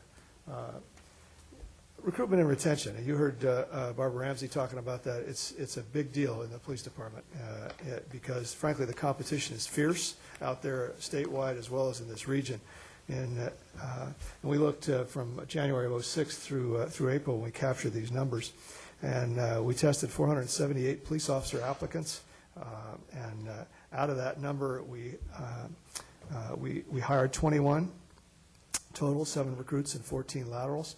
In terms of what that means is that we hired 4.4% of all our police officer applicants, or 1.6% of the entry-level applicants, and about 26% of the lateral applicants, which is a much higher ratio than we've experienced over the years. But frankly, we're getting a higher number of qualified applicants, based on the reputation that we've established, based on the personal referrals from existing employees that are talking to their old teammates about the advantages of coming to work for Newport Beach. If you look at the civilian applicant numbers, we tested 267 civilian applicants and we hired 9, and so that's about a 3.4% ratio. So, what I guess the message here is we're trying to hire the best of the best, and so far I think we're doing pretty well. Second thing is on the crime trends, we were down 2% in 2006. Chief, I got a question for you on the officers. What was our vacancy rate last year on the sworn officers? I don't particularly. I can't say as I know a vacancy rate. I know. Well, how many positions weren't filled during the year? Well, right now we're still four down, but we were as many as 10 down for a while. We've obviously done a lot of catch up. But part of the problem is that when you go down at one position, and let's say you hire an entry level to replace it, it's over a year before you get that person back on the street in a car operating on themselves. You got at least a couple months in a background process. You got 6 months in the field, in the academy training, and you got another 5 months at least in many cases in the field training program. So, you're behind the curve for a year when you go down one and you replace them with an entry level, which is why we always try and do a mix, if we can, of entry levels and laterals. Is that just with entry-level personnel, the lateral transfers, they start immediately? A little when they get easier. hired? It's the month or two in the background process. It's probably somewhere in the 3 to 4 months field training program. So that's the advantage. But again, you're still 5, 6 months down. Yeah. So you're constantly playing this incremental catch-up. So when you say we're down 4 officers, that means we've got 4 Vacancies. officers that are in some Vacancies. level of the hiring process that aren't out. In other words, we're down 4 officers that are not out in doing independent Yes. patrol. Yes, and actually, the number is greater than that if you count the number that are in our field training program. I think there were 6 currently. Is that right, Jim? 6 in our field training Well, program. that's what I'm trying to get Yeah. at. There seems to be a lot of confusion Yeah. about this, because an officer that's in field training really is not an officer that's available He's doubled up to with- staff a patrol shift. Right. He's doubled Right. up with another officer. So looking at it that way, how many officers are we Well, down? we're 10 down. Then if you count the 4 that are actual vacancies, 6 in a field training program, and what's the number in the academy now? 2 in the academy. So you could, if you added all those up, effectively, you're 12 down from the standpoint that you can't put that person out in a patrol car to function independently. Yeah, but are you really down? I mean, I'm I- sure as long as you've had the department, people have been field training, and, I mean, No I'm question about assuming it. that your Yeah. staffing levels, the number of officers that you Yeah. have, takes into account that certain percentage are always going to be doubled up or in training or at the academy. I've only, in 14 years, I think I've been here about one day when we were up to strength with everybody. So you're constantly in this catch-up. So it's The built key is into your numbers, though. The key is, there's still big numbers, and there's still numbers to be concerned about, but the key is to keep that 4 number I'm talking about, where you have absolute vacancies. You're treading water. There's no one in the pipeline for those. Those are open positions, Open no positions, academy, yeah. no field training, Yeah. no nothing. Now, the reality is that we've got a couple people that are in the last stages of processing for a couple of those positions. And I hope within another couple of weeks to be able to make a job offer in at least a couple of those positions. So it's Well, it's a considering constant- the number of positions you have in your department, 4, I think, is I very feel good. low. I mean, I wish it was 0, but Yeah. it's been a lot worse. Well, except that the issue really is here, what our staffing level is in association with what the patrol strength that we've identified is that we need. And so if your identified patrol strength is adequate without those 12 positions that are able to be staffed with independent patrol officers, then I guess we're okay from a public safety standpoint. Well, here's what happens. We obviously have an overtime budget that is intended for those things that are unanticipated in terms of an officer working toward the end of his shift, trying to finish off a crime investigation, whatever. But it also is designed to fill those vacancies, those unplanned vacancies. Somebody calls in sick, you have a hole in the schedule based on the level you're down. Now, each year, we overspend our overtime account. And we know that. We're going to overspend it. But we take the salary savings from those vacant positions in order to do that. If we were totally up to strength with 0 vacancies, nobody in training, we wouldn't have to overspend our overtime account. But so it's a balancing act. At this point, I mean, I think we're doing fairly well. We've had up to 10 people in a field training program at one time within this last year. So, we're pushing these people out of the field training program, and we're making up the shortfalls with the use of overtime, some of which is exceeding our overtime allocation, but it's coming from salary savings, so that our net budget is still in balance. How many officers a year or positions are turning over approximately? How many a year? Yeah. Well, how many- we hired How many retirements do you have a year, I guess? We hired 21 police officers from January of '06 to April of '07. January of '06 to April of '07. How many? 20, 21. so about 18 a year roughly. And that could have been a bad year, in terms of, I haven't looked at it over the course of multiple Yeah, years. well, But I mean, based upon that, I mean, you'll never be at full capacity as long as you have people retire, unless people decide all 1 year not to retire, you're never going to get up to, or leave for whatever reason they leave. And we've always had the ability, based on our projected vacancies with the city manager's approval, to overhire if we could ever get there. But quite honestly, it's the raw talent part of this equation that is difficult in terms of the recruitment, which is why you got to stay focused on it, because you'll never get to a point with the talent pool, frankly, to probably be in a position to overhire. And Chief, some people pull the plug, and give you basically 2-3 weeks notice. Absolutely. Yeah, you can't always plan, but yeah, I mean, you typically can project some retirements, but, where you can't plan is the injuries that you end up losing somebody on a workers' comp case or some other career left turn. So we're doing okay. It's a constant struggle. Thank you. In terms of crime trends, as I mentioned, we're down 2% in '06 and another 2% in the first 4 months of '07.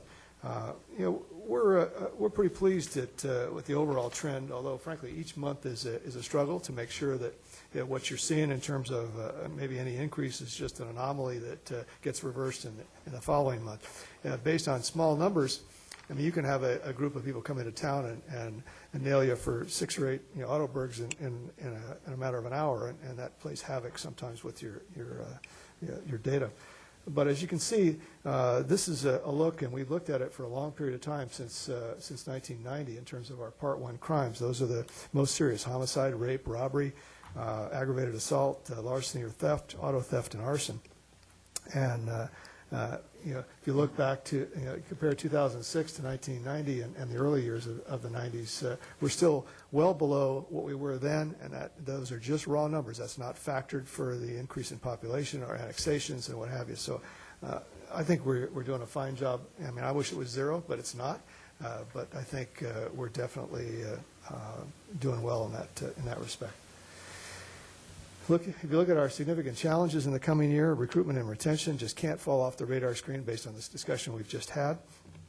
We'll experience a number of planned retirements, and we have to keep our eye on the ball and if we're going to maintain our reputation of attracting some of the best and the brightest to Newport Beach.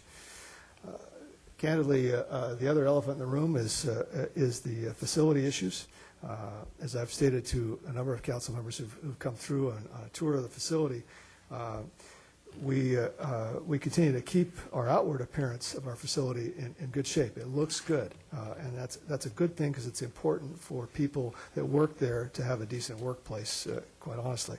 But sometimes it's counterproductive in terms of the message that sends, because if you really focus on the stability or the depth of our infrastructure, it's just not there. It was built before there was even computers, in terms of it's a 33-year-old facility at this point. And I think that is illustrative of the lack of infrastructure to support some of where we are today. Another one is the emergency generator. We are the EOC for the city. It's got a generator that was put in there in 1974. It's at 75 kilowatt hours. We need one, according to the electrical folks, at 275 kilowatts, and we're working through a capital improvement project to replace that now. But again, I think it's an illustration of where we are. Just historically, a year ago, April, we went through a request for qualification process and subsequent interview of prospective architects to complete a needs assessment of the police facility, as well as designate some selected fire facilities and the marine safety headquarters. And we were supposed to come back to council to get that underway. That was frankly put on hold based on the issues you're wrangling with the location of City Hall, understandably. But the intent was to provide that information for the ultimate inclusion in some kind of a capital facilities plan. As you know, that's been drafted now. I have to tell you that I am concerned that the cost estimates included in that plan for the new police facility are understated, and I think that and that's based on what's happening both regionally in terms of new police facilities and the actual facility studies that they've done, as well as in the Southern California area as well. So I'm concerned about it, and I'd just like to restate at least my recommendation that needs assessment get underway sooner rather than later. As you know, I have nothing personally to gain from it, but I'm concerned that the capital facilities plan that you ultimately adopt isn't going to have, and that's one of the bigger projects in it, is not going to have the sufficient depth of funding to deliver it in the time frame that you're thinking.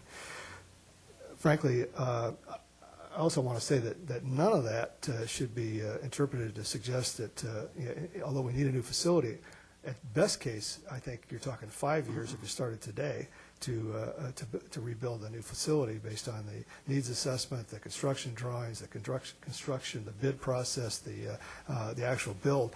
And so there's some things that need to happen in that facility, just to do business today, as well as for what I think is a projected more like 7-year cycle if we're on target to rebuild it. One of those is a dispatch remodel. We did one over 10 years ago. That's in play now. That should get completed in about mid-July. The emergency generator replacement, I've just talked about that. That's not easy because the generator was walled in into that facility. We've got to take out some of the cinder block, redo some venting to get a new generator even in the building. The station security upgrade, there's some funding in this upcoming budget to finish that off. It's we've started with the fence, obviously, that's gone well, and we've got to do some additional work on cameras and what have you that will contribute to that, as well as a locking system. The front lobby facelift, it hasn't been done since I think the building was built. It's sad. We have taken a $50,000 donation from a member of the community to help in that effort. We need to complete that project. The bids have come in way beyond what we thought. We're working on some alternatives that hopefully the department can come back to you on. But that needs to happen, or frankly, we need to return that donation.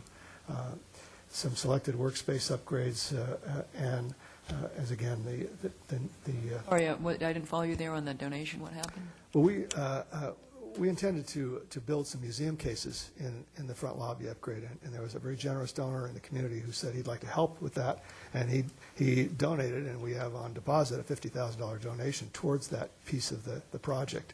And I'm just feeling quite bad that we've been sitting on that. Now we're in the second year and haven't been able to deliver on it for a whole host of reasons. Plus, that doesn't count his partner who donated all the architectural services for the plans and specs that were developed, which are significant. So. Right. What are the hurdles that we Money. The The bids came in, the low bid came in at $299,000, and we had about $150,000 set aside. Frankly, we're suffering from what Public Works suffers with in terms of the contractors willing to bid on city projects and some of the increases that we see. We're trying to get at it a different way, and I'm hopeful maybe we'll have something more reasonable in the near future. But it's just one of those things that really needs to happen. We can't live with that lobby for another 7 years the way it is. The ceiling's falling in and what have you. Councilwoman Daigle, that was something that the chief had requested as a supplemental budget item, and based upon the competition for other things that I thought were more needed, I did not recommend that for funding. Anyway, that's it for me. I'm here to answer any questions. I've got various staff here that if you throw me a trick question, that I can hand it off to them. So, Okay, anyone from council have questions of the chief? Mike? No? And now the new police chief, all next year, can say, McDonald did blame it. it on the last guy. I'm blaming him. That's and it. get whatever he That's wants, great. right? Yeah. That only works for the first year. Okay. Okay. No. You get a month, maybe. Then we forget about Bob, and you're the man. Mr. Mayor, with Chief Lewis coming up, I've had several questions by some of the council people about the deal of the fourth person on the truck. As some of you remember, last year during this budget time, Chief Riley had recommended or asked for 6 people in order to place a fourth person on 2 of our trucks that serve the Fashion Island station and the one that is right here next to us. And council did approve the fourth person for the Fashion Island station, saying that you'd take another look at it this year. Chief Lewis did make that request for a fourth person. The cost of that fourth person for this station, that's 3 people, would be $440,000. That's one-time $58,500 and ongoing $381,000. So based upon what I had heard council say as far as trying to keep this budget as tight as possible, and that there were some other needs that some of the other departments had because we were picking up additional services or having to contract out for some services, I just felt like this was too much money to add to about the $450,000, $500,000 in supplementals that I approved. So I did ask Chief Lewis to be prepared to talk about that issue in case there was any questions, but I just wanted to provide that as background with him coming up. Thank you, Honorable Mayor, Council. I will say that I was glad that Chief McDonald talked about his Gray Hotel. I was glad I didn't get to spend any time there this week. I was very fortunate on that account. I do want to tell you that it's been my 6 months. It's been a very sharp learning curve for me coming here, but I think my staff is very tired of me asking them why. I ask a lot of questions. I want to know why we do this, and so they put up with me these 6 months, but it's been a sharp learning curve, but it's been very enjoyable. So I'm going to move quickly through these, and I've kept my pictures to a minimum, as Councilman Gardner would say. They're very boring, but that's okay. No, I didn't say they were boring. No? I just said it made Mine it would hard be to read. Ours, well, yes. I do want to put to our mission, because to reduce the loss of life and property from fire, medical, marine, and environmental emergencies through education, prevention, hazard reduction, and response. I do want to say that because everything that comes before me, I hold up to this to make sure that it aligns itself with that, and if it doesn't, I wonder if we're going to actually be able to do it, because this is what we work off, and this is the framework of everything that we do. Real quickly, our department summary. I will go through this. Our budget for 08 is projected at $29,587,000. That's up increase of 0.59. Our salaries is up 0.7, up to $24,629,000. Maintenance operations, that is up 4%, 4.1. And I would tell you that most of that is in vehicle replacement cost. Equipment, as you know, I came before you before with the truck. All of our costs are very expensive, and as we sat down with General Services and we calculated out what those costs were for replacements on engines, trucks, paramedic vans, we wanted to make sure there was enough in there in the years to come to cover those, so that's what those increases are.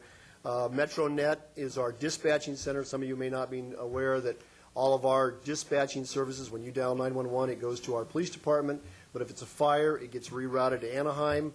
There are 7 cities that are in this collaborative group, and anytime there's changes in technology, upgrades, MOU agreements with the Anaheim employees, again, cost is passed on to the 7 cities, and it's governance boards that watches over it, and Sharon Wood is on that governance board, and so all the cities have an input on how that's taken care of, but that's what most of those cost increases reflect. What sort of time does that add, just as a matter of curiosity? Not much. And no more than in a normal dispatch, and I can only relate from where I came from, is that it always goes to the police department. They determine real quickly in a matter of seconds, and they reroute it over to fire. That's the way we did it in Long Beach, and that's the way we do it here. Police takes initial, then they reroute it. So it's built into the call load, and I'll talk a little bit about that in a second as far as response times, but it is what it is. And we try to move quickly through that time frame because people are waiting on the other end, obviously. And in fact, it comes up here in the capital outlay. As you can see, in 07 it was $520,000.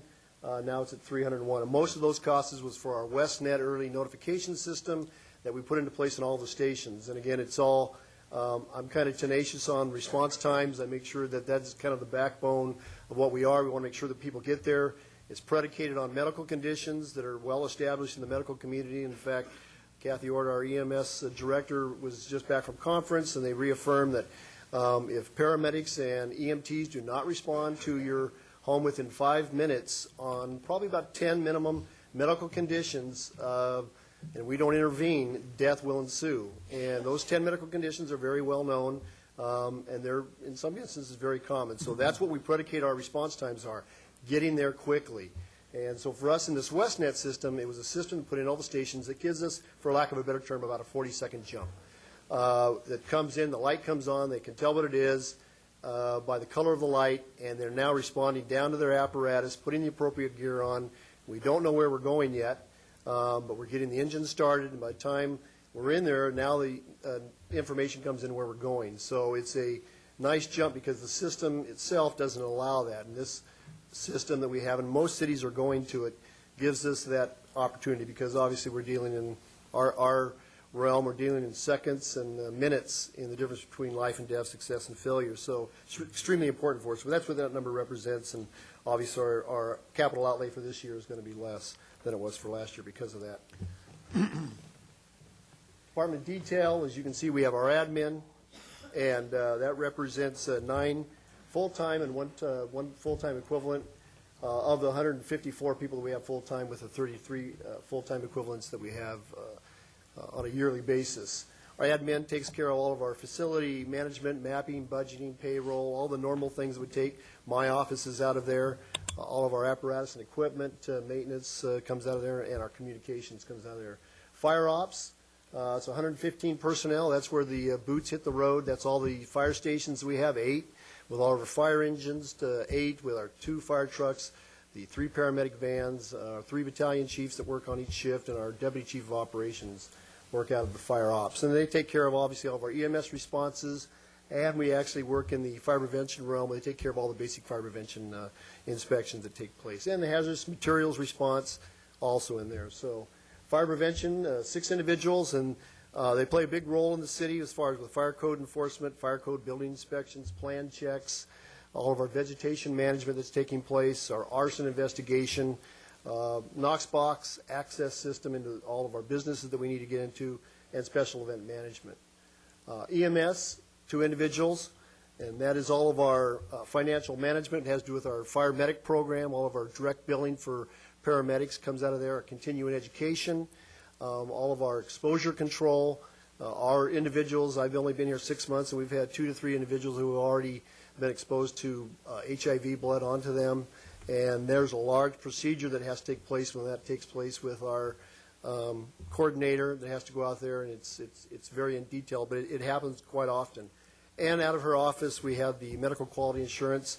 Obviously, when you're administering drugs into people's bodies, the medical field is very tight on what takes place there through the state, through the county, and the federal government. So we really make sure that we stay on top of that when we're administering the types of drugs that we are to our patients out in the field. All of our training division, you can see that's 7 individuals, and we have 10 full-time equivalents.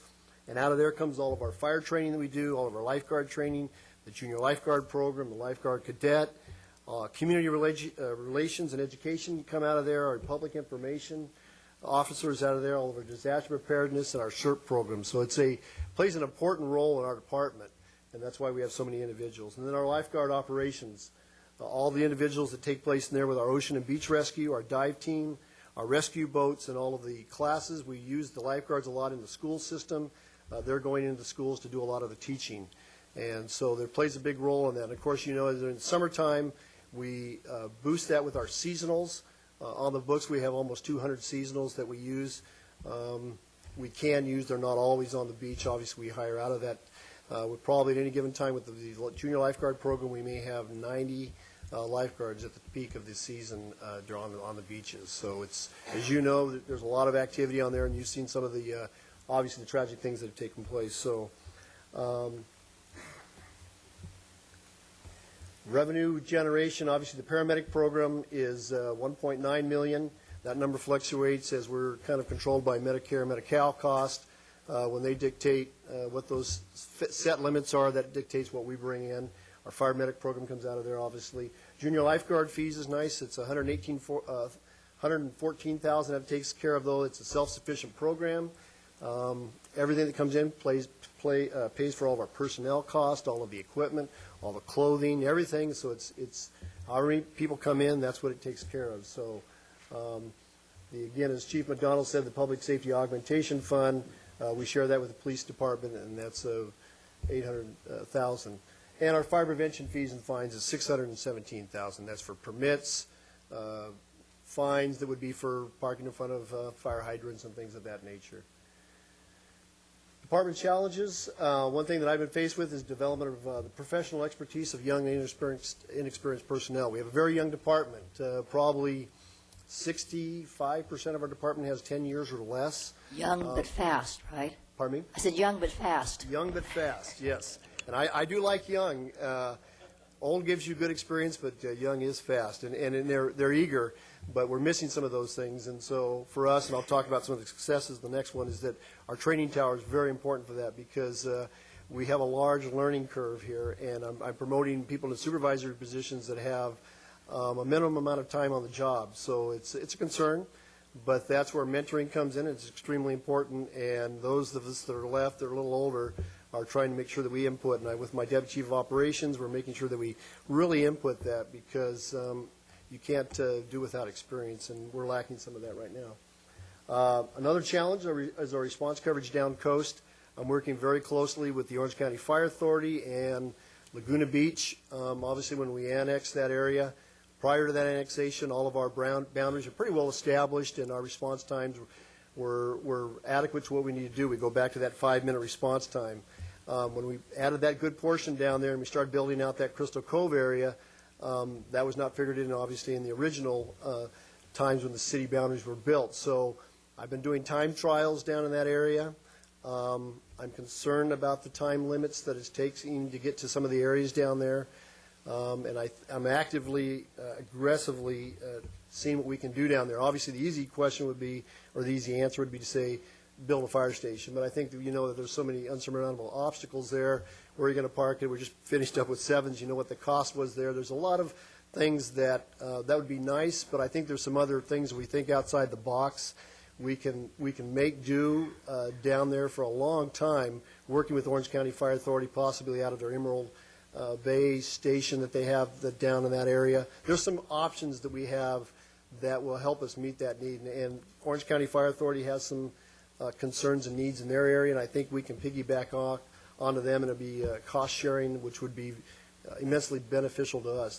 They're willing to work very nicely with us down there. So there's some things we can do, but down coast is an issue with me, and I want to make sure that I'm going to stay tenacious on it, but it's a concern. Facility infrastructure, I won't get into that. Obviously, our buildings are tired and worn out like everybody else's, and we're making do. The guys are doing a good job of making sure they're taken care of, but there needs to be, in the future, taken care of, and they are being, the plan is allowing for that. Some of our successes, Station 7. It's a beautiful station. If you've ever been up there and taken a peek, I'll take you up there if you ever want to go before it's open, but we'll have that open probably by the end of July.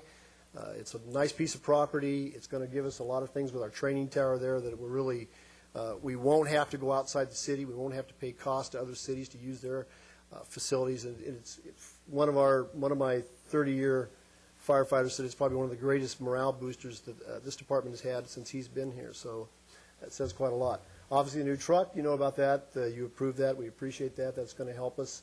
4 firefighter paramedic on truck 3. Again, has increased the safety and efficiency when we put that into place, which was extremely important for me, and that's a tenacious thing that I'll stay on top of, because I think that's very important. Our USAR capability may not mean that you throw out the name Urban Search and Rescue. It doesn't mean a whole lot to a lot of people, but we're one of 13 cities that are going to be, we're picked to bring all the equipment into, all free from the state. Training, everything's going to be on the state. And for our people, that's a great morale booster, and obviously we benefit from that, which is that capability to provide during an earthquake or any other building collapse. There's a whole lot of realm of things that it covers, and it's kind of a feather in our cap. I talk to the individuals about that's talking about building relationships in the county and in the state. It pays off when you do that. Expansion of our CERT and all of our disaster preparation training. We're pushing that out, and we're getting the word out there, and all the homeowners association, 165, I think it was 164. We're really pushing to get into all of those, and that's increased the workload, but several of our individuals, they're pushing forward, and it's been great for us. And the transition of leadership. You remember when I came in, the Deputy Chief of Operations retired, our division training chief retired, and so there was that's a pretty big gap. I know there was a lot of anxious individuals that were on the department at that time wondering how this is all going to take place, and so I venture to say that as I speak, that I think that everybody feels very comfortable now with all of the transition that has taken place, and we're moving ahead, and I'm glad to be on board. Any questions? Mike, questions? Yeah, Chief, I'm curious. The salary and benefits portion of your budget is up less than 1%. Right. And Dennis, that includes how much of the how much of the MOU increase? A half a year's worth? That's correct. And so that would be all by itself a couple percentage points, right? Yeah, I was thinking about that when I saw the slide. I believe it's probably offset by hiring the younger, Yes. less expensive Yeah. employees. I think it's an offset to It that. is. but- If you go through and... That was my question. Yes. How is it that you wound up with such a low increase right. in your If salary? you go through, and of course, we talk about someone who's been on 25 to 30 years, they have a lot more retirement, so when they take off, they're taking off for a longer time, so we have to fill those spots. A new employee gets less vacation time, so we don't have to fill their spots at a fewer amount, and they're paid at the lesser amount. We talk about, again, the numbers, 65% of my have, less than the 12 years, where those numbers would be a lot less. And we went through, we looked at that, and it was an appreciable amount, that it was a cost savings to us. And that's why I kept looking at how can it be less, and it's because we have a very, very young department. We're paying them less. Maybe you should consult with the police department about how to generate those savings. Councilwoman Gardner? Fourth person. Fourth person. Would you tell us a bit about why you feel it's so critical? Sure. As I've thought about this, it really boils down to me as far as safety and efficiency. And when I'm more efficient, I can increase the productivity. I can double it by putting that fourth person on that truck. For me, it's I asked the question because if I were someone, I'd go, does really adding one person really make that big of a difference? I can't imagine that it would. And I would answer that unequivocally, it does make a big difference. Truck tasks require 4 individuals. I've been doing it for a long time, and I can tell you that when you roll up on scene and you're doing auto extrication, a confined space, high-angle rescue, any of those non-fire things that require, those are 4-person evolution. When I roll up on a fire with a 4-person truck, I can now do 2 tasks simultaneously at the same time. What happens when I roll up with a 3-person truck? They're going to do 1 task at a time because they're not going to separate because we don't send anybody off on their own. Every year, I can tell you in America, 100 to 160 firefighters are killed. A good portion of those are when an individual wanders off on their own. So we don't allow someone to do that. So they have to stay together as a 3-person team. And if you come in with a 4-person truck, I can simultaneously take care of the task. And I can tell you at any time there's 4 tasks that have to be taken care of. They can take care of those simultaneously at the same time. For me, my objective is always to provide the highest level of service. I'm doing that in part of the city right now. I'm not doing it in the other part of the city. So for me, it was a matter of looking and saying this process would be completed as we started it last year. Historically, this is nothing new. I mean, the Newport Beach Fire Department has always had 4-person trucks. They always had. Not till we hit Prop 13, Prop 98, that we have to make some changes. And it was no different than in Long Beach. We had 5-person trucks for the history of that department. We went down to 4 because of the same things that everybody else was trying to do to tighten their belt. And we decided that we're not going past 4 because you can't do truck work with less than 4 people. And I can tell you in Orange County, everybody except 2 departments have 4-person trucks. We will always disagree on engines. I came from Long Beach. They have 4-person engines. I came here, they have 3. I don't have a problem with that. I worked in Burbank, we had 3. We'll always argue that, but universally, everybody in the fire service agrees that you need 4 people to do the work that needs to take place. I think it's formalized in National Fire Protection 1710, which says if you're going to have a fire and you're going to effectuate a change in the first 8 minutes, because that's when things have to take place, you have to get 15 people on scene in the first 8 minutes and perform 8 tasks. Well, I can tell you that in Newport, we get 12 people on scene in the first 8 minutes, with the balance in another probably 7 minutes. So our incident commanders are juggling everything to take care of those 8 tasks. If I come in with a 4-person truck, I can simultaneously take care of those tasks that need to take place. If I come in with a 3-person truck, they're going to do 1 task at a time. And that scene is dramatically changing in the first 8 minutes. So I can tell you that it was the one professional dilemma I had in coming to this department, because when I saw that, I didn't feel real good about it. And I saw it was being taken care of last year, and I said, you know what, I think they're moving in that direction. But for me, and I don't toot my horn much, but I've been on more second, third, fourth alarms than I can remember. I lost track, and I cannot imagine coming on any of those incidents with a three-person truck. I would be in a reactive position rather than a proactive, very defensive. I think our people are to be commended for what they do, but I know what they're doing. They're cutting corners. And for me, to see that happen as a leader, I want to be very careful because I think that in the process, something is going to happen. So for me, it's extremely important because I see it and I know how they're getting them done. And we're going back to the talking about breaking that three-person team up. They're cutting corners. And for me, as their leader, I want to make sure, that's why I stay tenacious on it, because to me, it's a safety issue. And it's an efficiency thing, too, because if I can double my productivity, I'm going to make that scene safer. So, I get kind of impassioned about that because it's the one thing that was extremely important to me in coming here. I'm a citizen of this city now, and I'll tell you, I think that we should be afforded, all the citizens here, the same service that every other city in this county is getting. And for me, it's extremely important. And I'm never going to let it fall off the radar screen. So, Well, personally, I'd like to say that I think we did head down this path last year, and I think we decided to phase it for one reason or another. But, and I do believe that it is something that we should be doing. I've asked around the last year just to make sure, and wherever I come in contact with firefighters or whatever, and so I asked them, hey, what do you think about this? And universally, they agree with you that the four-person on the truck is essential. And so I don't know if this is the appropriate time or when we get to the supplemental items, but I will be asking that we do put the 3 positions back in the budget, or 4 positions, sorry. This is an appropriate time as any, is that right?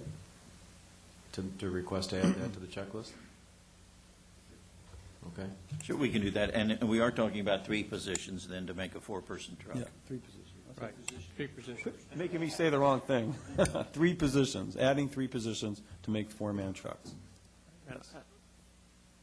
Councilman Curry? I would simply echo your comments, Mr. Mayor. I think that this was part of a 2-year phase-in, and I appreciate the city manager's efforts to contain the budget. But on this particular item, I think, given the property values at stake and given the safety of our personnel and the nature of the issue that we're confronting, that it's appropriate to move forward and continue the action that we started last year by making these staffing decisions. So I'll be supporting this as well.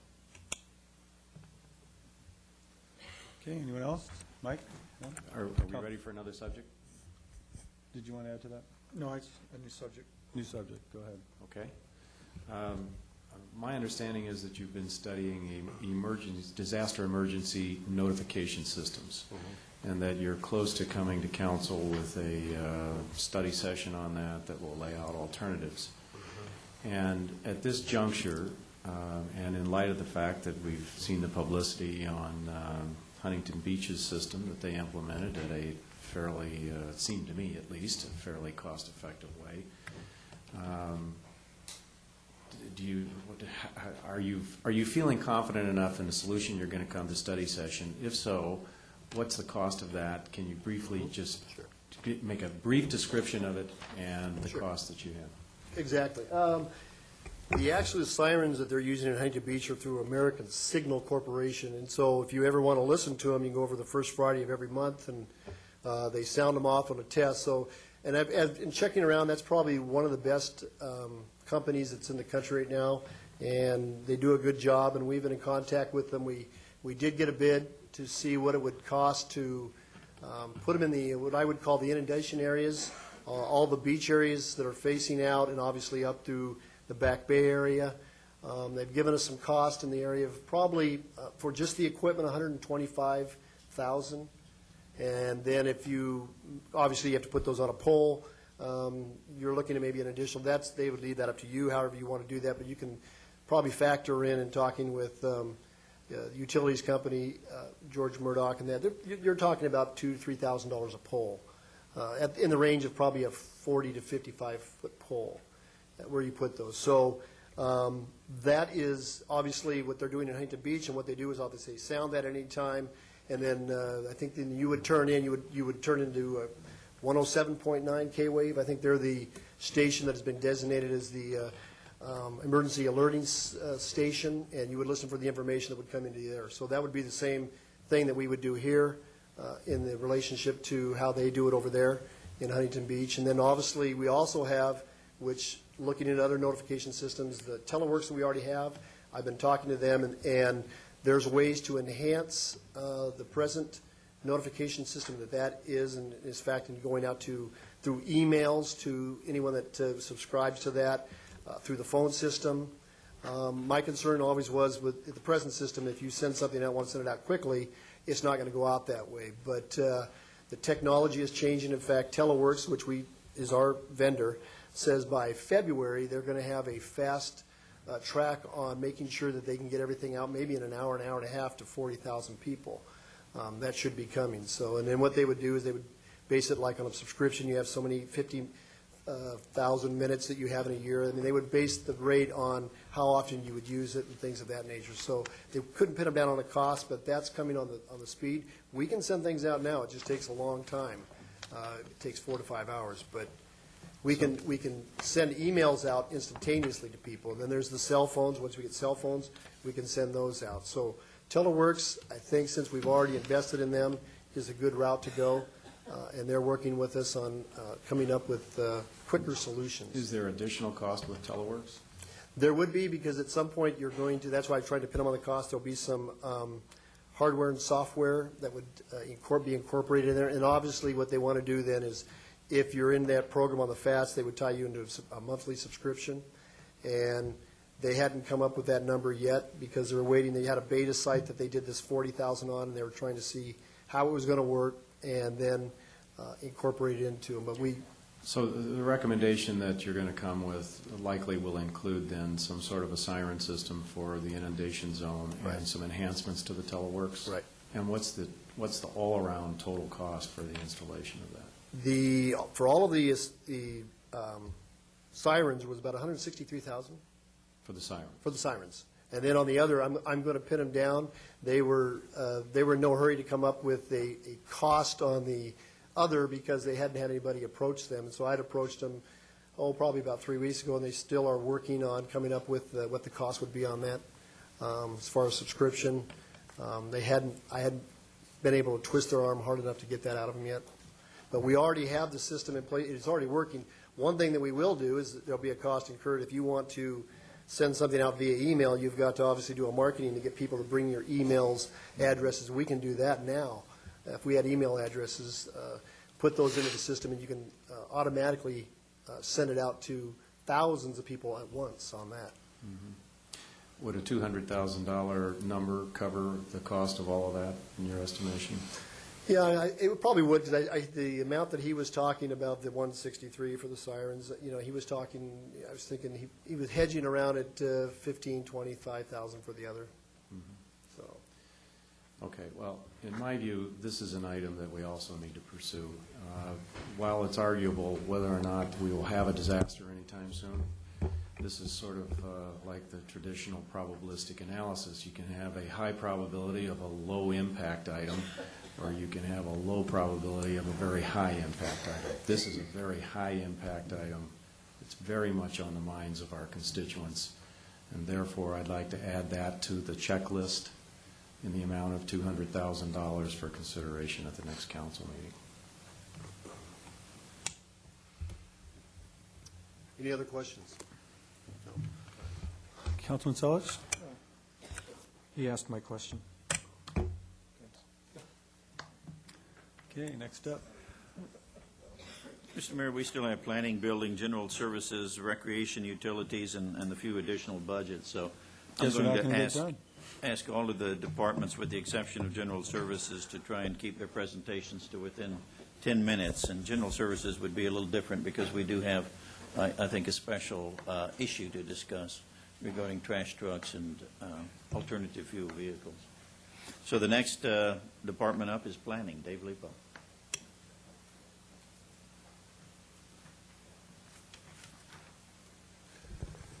Mayor and members of council, I guess the biggest challenge is, can I make this thing work?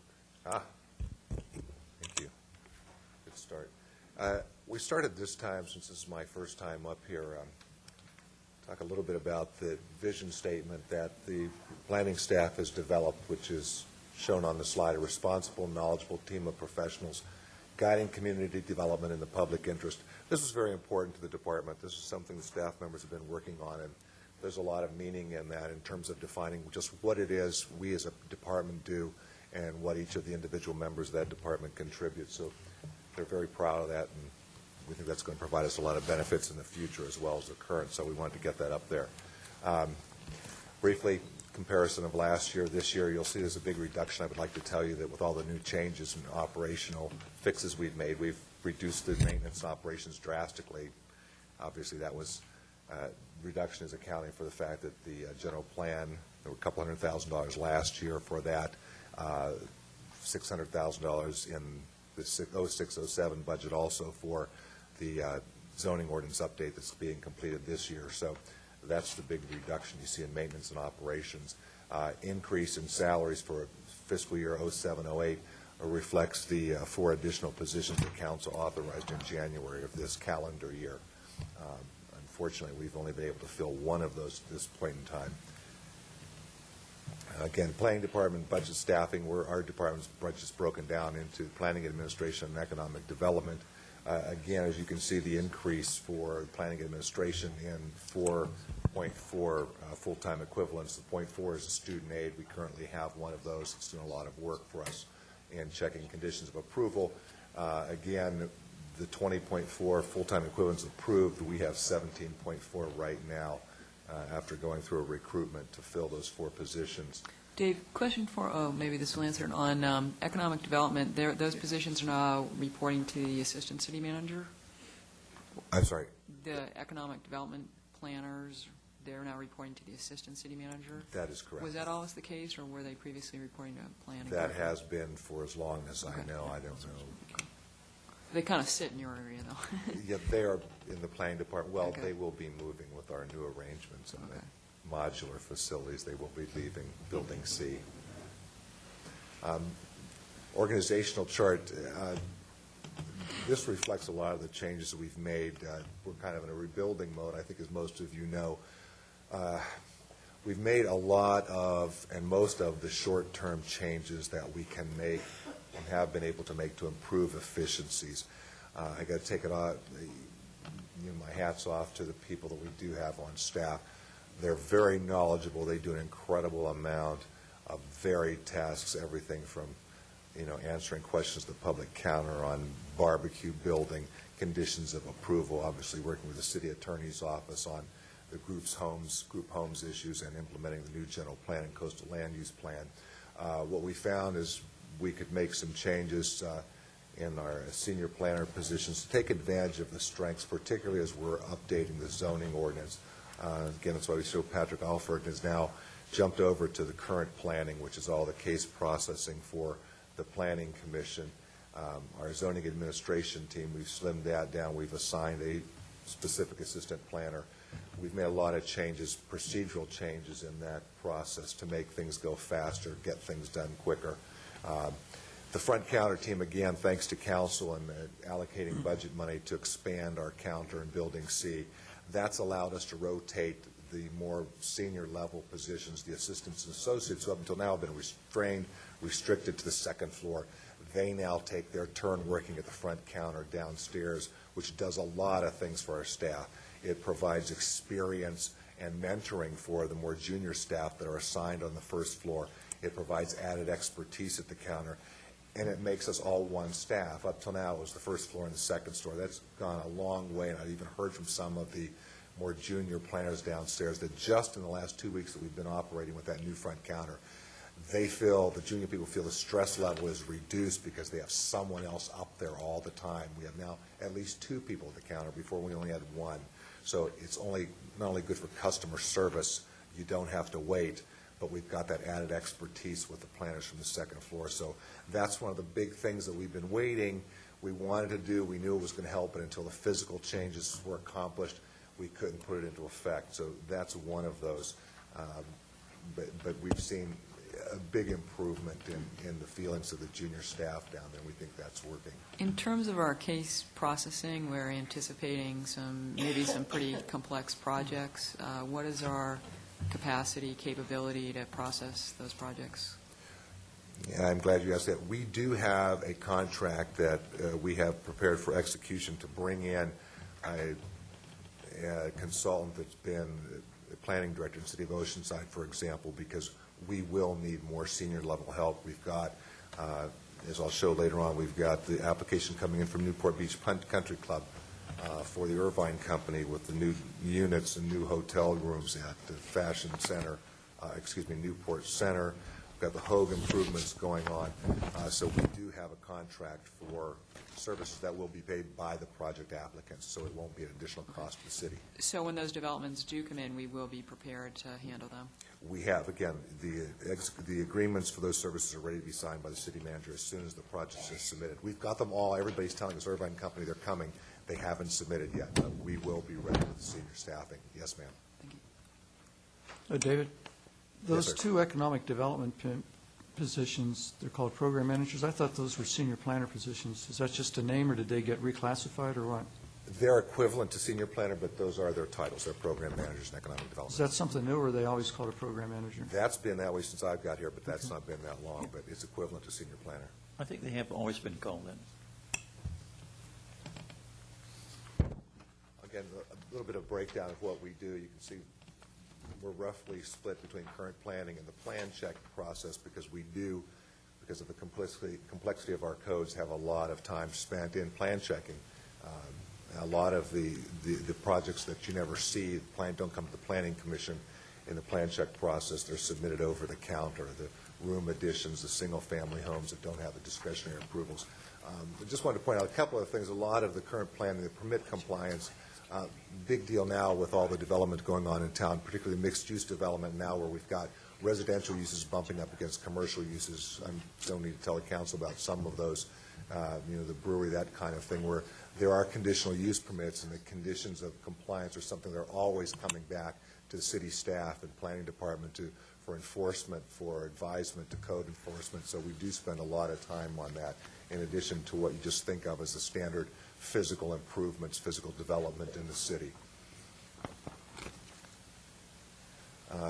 Expenditures and proposed changes, I've covered most of this already. One of the things I want to point out here is training programs. We've increased the budget significantly this year. One of the reasons for that is now that I've been here and had a chance to work with staff, the people really know the codes, but they haven't had the time, the mentoring to develop some of the technical expertise that I think they should have. What we're doing is to save money and get the biggest bang for our buck. We're going to be bringing different people into the department so they can provide training to the entire staff, half the staff, certain specialties under CEQA, that kind of stuff, rather than spending $500 or $600 a pop to send one at a time out to a seminar at UCLA. So again, we've doubled the budget in that, and we're thinking we're going to get a lot of bang for our buck there. But Dave, I think I need to butt in here because I think we had that conversation about a month ago about maybe it was the 80/80 account. Am I thinking about where you needed some additional money? That was the 80/80 account. Yes, sir. This is our straight training budget, not the 80/80. Okay, I'm sorry. But I'm glad you brought that up because the 80/80 account, we only have two items in there. One is $60,000 in 80/80 for the fiscal year 07-08. That's for the archival program. And again, that's one of the big technological changes that already has provided staff, believe it or not, time to do a lot of these things dealing with group homes and implementing the new general plan, which has not been easy, as you folks know from what you've seen about the ARI project, for example, and implementing the coastal land use plan. The 80/80, the archive program, is not only going to allow us to clean out the whole file room. Everything's being sent out for scanning in a contract that council approved in January. It's a 3-year program. We'll clean out a whole room, also clean out the offices where if you come into our department, you'll notice there are boxes everywhere simply because there's no place to put the hard copy files. They're being scanned, they're being copied. We've made a lot of progress on that now in a 3-year program. The most important thing is the time it's going to save. Because that's being scanned, it's going on to our GIS system. So when it's completed, anytime a customer comes to the front counter or calls a planner and says, I want to know what I can build or I want to know what happened, rather than the planner having to leave the front counter, walk upstairs and go to the file room, or put the person on hold and walk from the office to the file room, they'll simply key it in on their computer, the address, and the complete permit history, everything that was in those hard files is now on the screen. The time saving is tremendous. Those are the kinds of things that are coming. A lot of the stuff that's happened already with our GIS person, Dan Campagnolo. I know he's shown council what we could do already in terms of provide access. We are now using Permits Plus as is the building department, so there's a seamless mesh between the two departments in plan check corrections. Applicants can go online and check the status of their own real-time plan checks. Okay. In terms of tracking and measuring plan check, how are we doing with that in terms of process improvements? Well, I'm glad you asked that one, too. Again, these are some of the things, only because there have been greater demands on our planning department's time, we haven't been to make such great leaps in the number of projects we put out. But what we have done is been able to keep pace, because there's an example. Before, about 3 weeks ago, the plan check average times in each plan check case were being manually tracked. Somebody had to sit down and look at what had come in, track the dates. We now have a real-time live report online. I can go in, push the button, and I can see how many plan checks there are waiting, how long each of them has been in. So that's a great, great benefit to us, because we didn't have that before. A lot of those kinds of technological changes that come online are saving us time. We can show you that if you want to drop by the department. We're glad to show you. And we will be printing that for council now that That's we've my got it question. available. I think her question is maybe what the average residential plan check Well, time it is. seems like if you can track it on an individual basis, you can kind of roll it up into a report. And the other thing I was curious about, too, the council directs that we do these studies, and I always kind of wonder, a year or so down the line, what was ever implemented from those studies. So at some point, I'd be interested in circling back with Hogle Island, your former employer's recommendation, and really look at, what was it that Hogle Island, what was it that study found, and then how did we do with implementing that? What didn't we implement? Why not? What did we find success with that study? That's a good idea. I think that'll be a big help for us, too, to do that. So I will make note of that. Dave, what's included in the economic development number of $673,000 besides this employee salaries? The employee salary, that includes the block grant money, that includes the money for the economic strategic development plan for the consultant to work on that. Does it include the matching money to the bids or anything?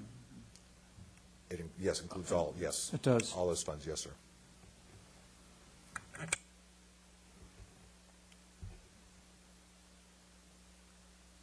Okay, successes, we limited ours. The city manager's directive said 2, so we gave you 2 successes and 2 challenges. Current fiscal year that's ending, completion of the general plan, obviously, that took an enormous amount of time and 3 years of staff time. Department reorganization, again, as I've already talked about that, a lot of that's had to do with some of the physical changes we could make, a lot of the technological changes. Now the challenge is to take advantage of all those time-saving efforts in those technological and physical changes we've made, and that will include some of the staffing changes will be made now with the modular facilities that I believe are coming middle of this week, and which starts to address our challenges for 2007, 2008. And I don't want to beat a dead horse here, but we certainly do appreciate the fact that council at the beginning of this year gave us the resources to add 4 new positions to our department.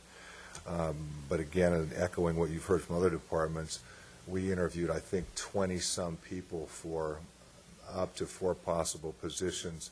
Of those 20 people, we made 3 offers, and 1 of them was accepted. So we were a little bit disappointed. We've increased our staffing by 1. Human Resources has been great working with us trying to get people, but, for our assistant planner positions, for example, we were hoping to, yes, get people from other cities that had at least a year of experience, so we didn't have to start from scratch. We did not get the qualified candidates that had a year of experience, so that's one of our big challenges for this year, and I know Human Resources is waiting for me to get back with them about new ways of trying to recruit people.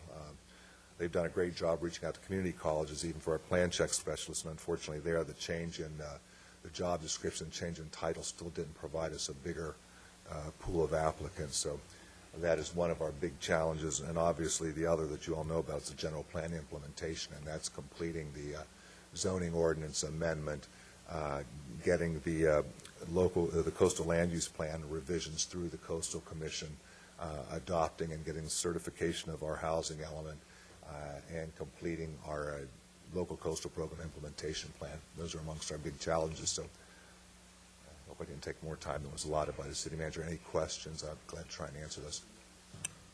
I'm sorry, sir? 17 minutes. And Don, he voted no. I see his red light. No. So you're in trouble. You better keep talking fast. Anybody else? Just a comment.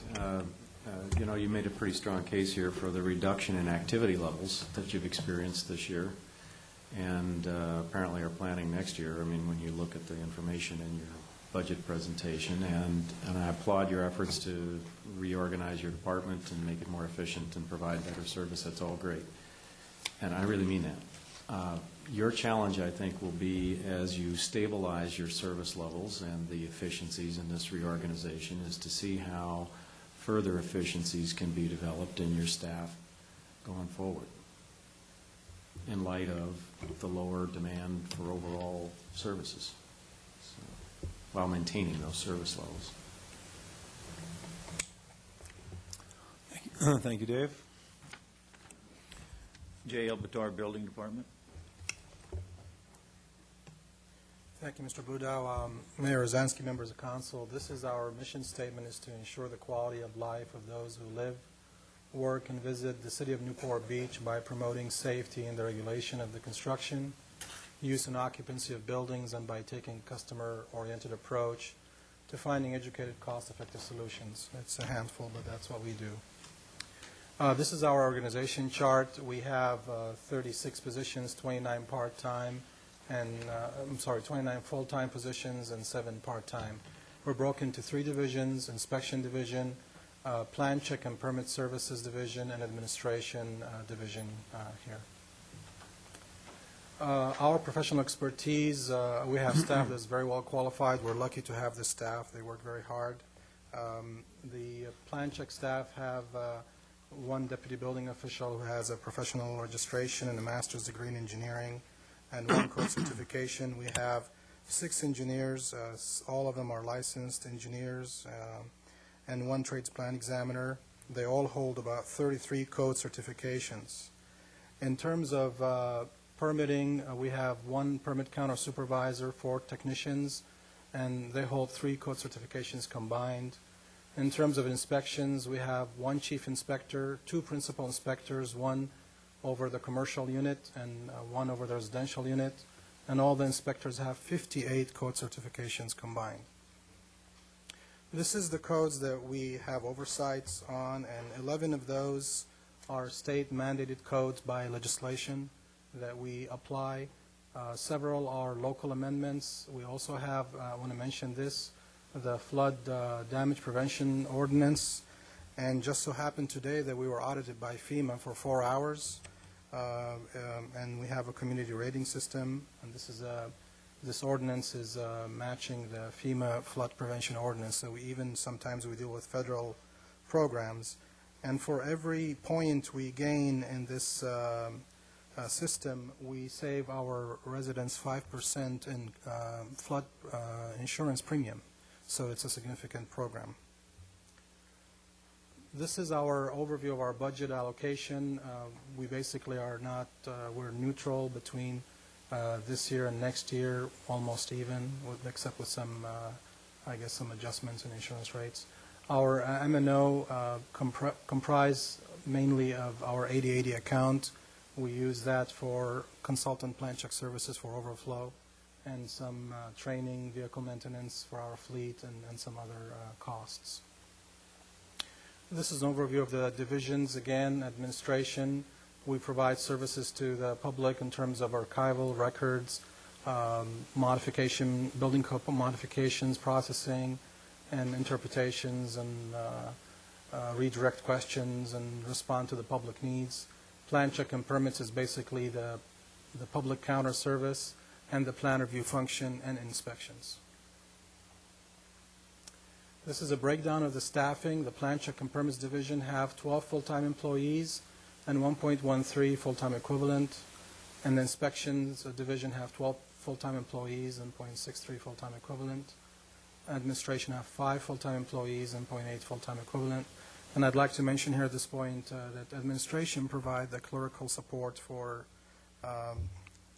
inspection and Plan Check and Permits Division. So we pool our clerical support for both, all 3 divisions under administration. This is our revenue picture, and we've projected our revenue total $4 million and change, and we estimate next year to be almost similar. We always are conservative in our estimates. We find that we always exceed our estimates, and that's what Dennis Danner would like us to do all the time. So, this is again the revenue picture. You can see we're projecting this year to be about $4.3 million, and next year 4.1. And mainly our revenue is collected from fees, plan check fees, permit fees, and some other fees for services that we provide to the public. This is the building department construction valuation, and you can see where we are right now. Our valuation is based at around $110 of construction a square foot in the city, and we all know that's not realistic. The figures we hear from the contractors these days is $250 a square foot to $600 a square foot. We're trying to come up with a reasonable number, but currently we base our construction valuation at $110 a square foot for residential construction. And so where does that number come from? it's published by Building Standards Magazine, which is the magazine that is published by the code writing organization, the model code organization, and they add local modifiers, and it has not kept up with trends in our community because of the Are we property required values. to use that publication, or can we No, use it? no, we're not. It was the basis of it, but we've sort of, the jump was so significant in the last couple of years that we could not keep up. We're trying to see if we can catch up with that number. We don't believe that we should be right at that number because of the trends, but I'd like to see us average between $150 to $175 a square foot as an average figure. But at 110, I think we're very low. Is that something our fee study is going to be looking at? Yes, we are working with the fee study folks on that, and we'll bring it to council and discuss that in the future. Okay, sounds like our park fee. Yeah. So the valuation, we project this year to be $235 million of construction that we did in this year. The significant projects we've done is, this is a breakdown: Santa Ana Hat Fire Station, Pacific Club, Fairmont Hotel, Back Bay Science Center, the Lexus, St. Mark's Church, Newport Coast Community Center, Big Canyon Country Club, the Marriott, and Hogue Child Care Building. This is just a snapshot of the significant projects we dealt with during the year.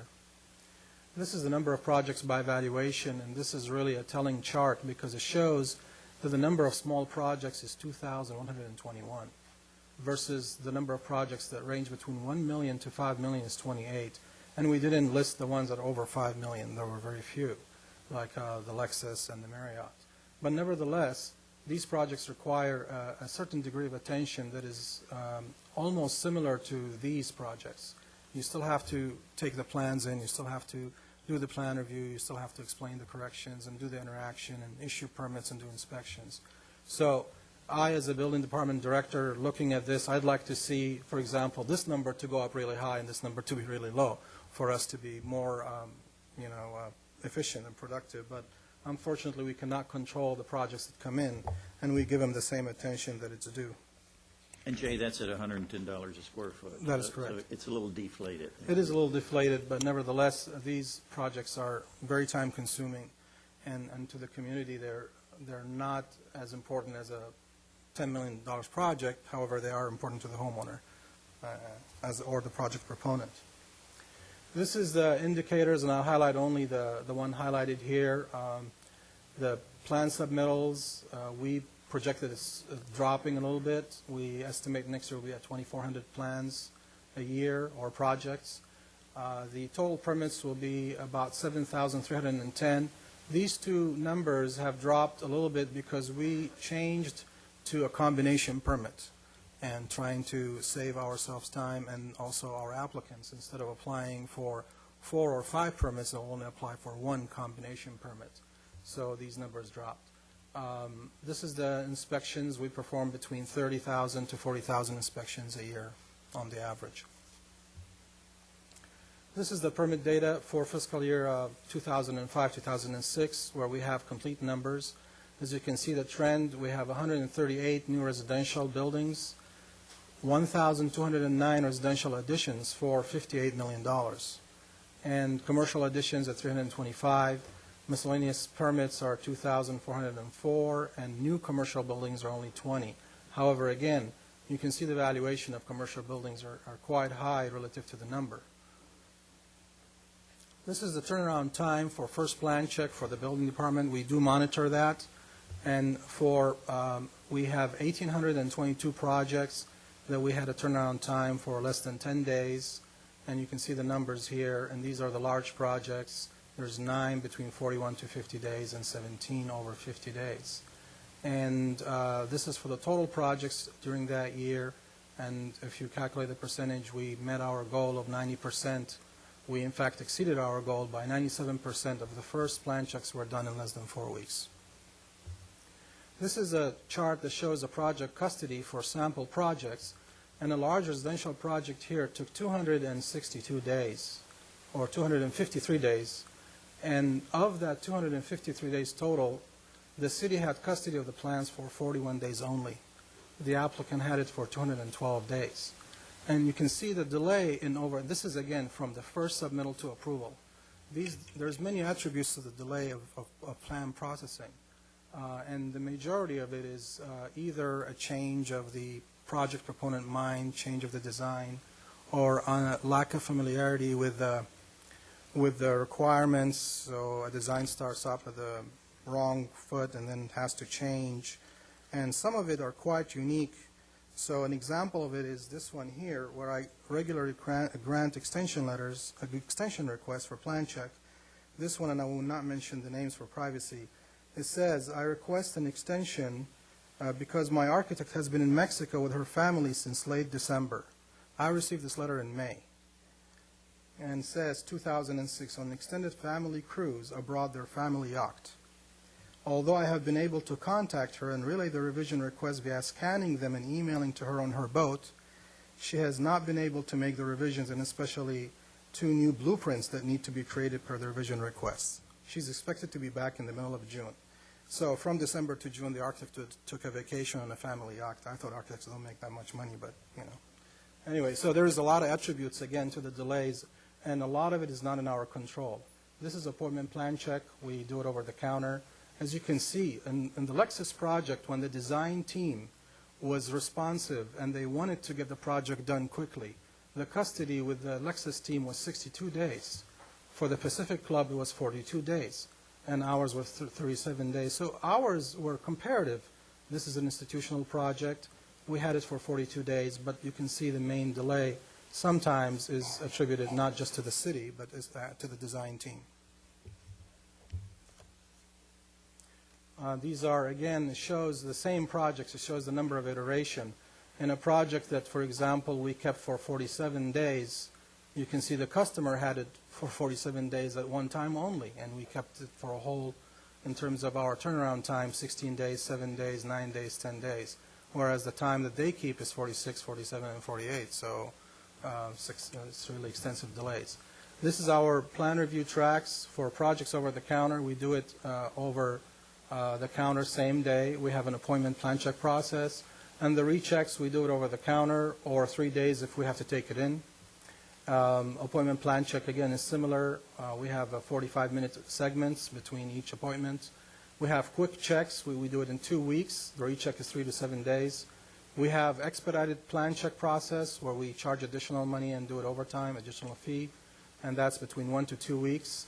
And the regular plan check, our goal is to complete 90% of the plan checks within 4 weeks, and we accomplish that goal. The challenges and successes, the biggest success of last fiscal year is accomplished. The plan check, again, turnaround time is in more than 90%. More than 90% of the plan checks were done in less than 4 weeks. We completed digitizing all permits. We had 650,000 permits in the cabinets and the files, so we completed digitizing them. and they're now available via Alchemy on the web for the public and for city staff. And that took about 4 years. We also implemented the combination permit process. Also, we provided the wireless connectivity to all field inspectors, so all actions and entries that they make in the field are real-time information. So you could be sitting in your office checking on your inspection status, and you can see if you passed inspection or not at the same time the inspector input that information in the field. Our biggest challenges for the next fiscal year is the code adoption and training and codes purchase. It's really a significant challenge. These new codes are a certain deviation from the codes we had in place since 1924.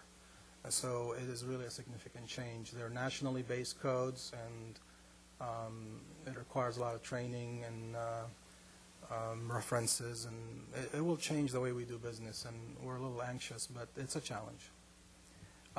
Implementing the Workflow Committee and Technology Committee recommendation, these are two committees that I'm the liaison for the Technology Committee, and Dan Campanello from Planning is the chair, and Sharon is heading this effort, which basically will help streamlining the development review process. And this is also a new customer service enhancement that we have.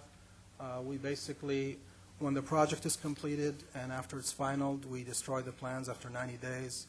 So I realized that maybe we should not destroy them and deliver them to the homeowner for safekeeping, and in case they want to do future alterations to their building. It will be a nice thing to have. So we've begun delivering these in a weatherproof package and with some information how to obtain future permits. And then we begun implementing this in April 30th, and we do about 3 to 4 a month. That concludes my presentation. I'll be happy to answer any questions. Question for you. I understand you have a pretty slick tracking system, and I was curious, it used to be that the plans were routed through building, so if you came to the counter and said, I need my plans, and building would go, find the plans. Is your system able to track within each department all the timelines? Like, for example, plan check, you have public works, you have planning, you have building, you have fire. I mean, do you compile all that information? We actually set a target date, and we generate a report that show when they enter their action if they completed the correction. So the answer is yes. But that depends, again, on their own initiative. If they do make the entry, if they do not make the entry, or their process, depending on how their process is. But the answer is yes, through using the permit system that we have in place. We're trying to do a better job of having employees do that, and that's a part of the thing that Sharon is working with the department heads to do.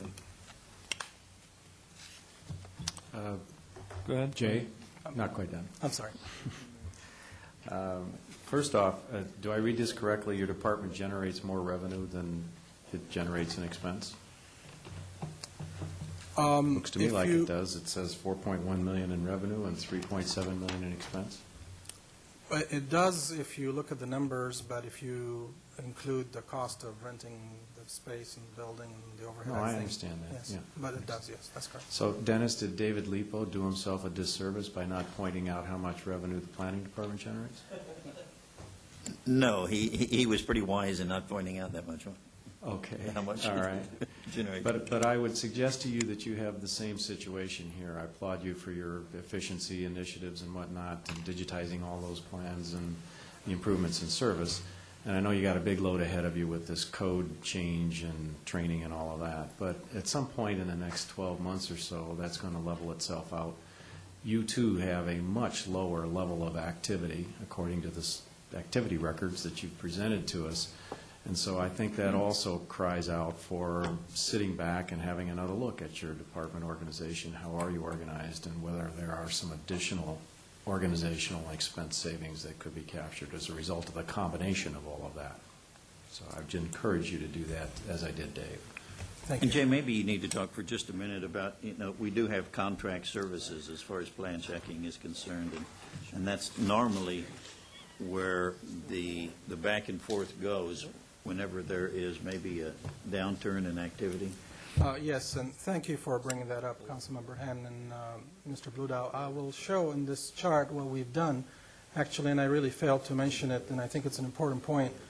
2 years ago, Council wanted us to reduce our reliance on the outside consultants, and they authorized 2 additional plan check positions.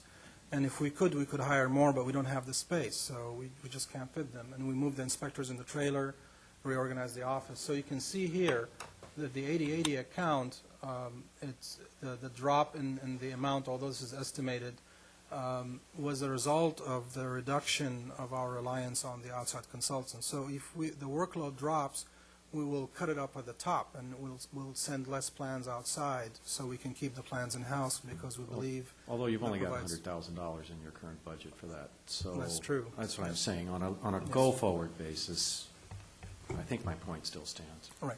Thank you. Okay, thank you, Jay. Why don't we move on to our next general services? Mark Harmon. Thank you, sir.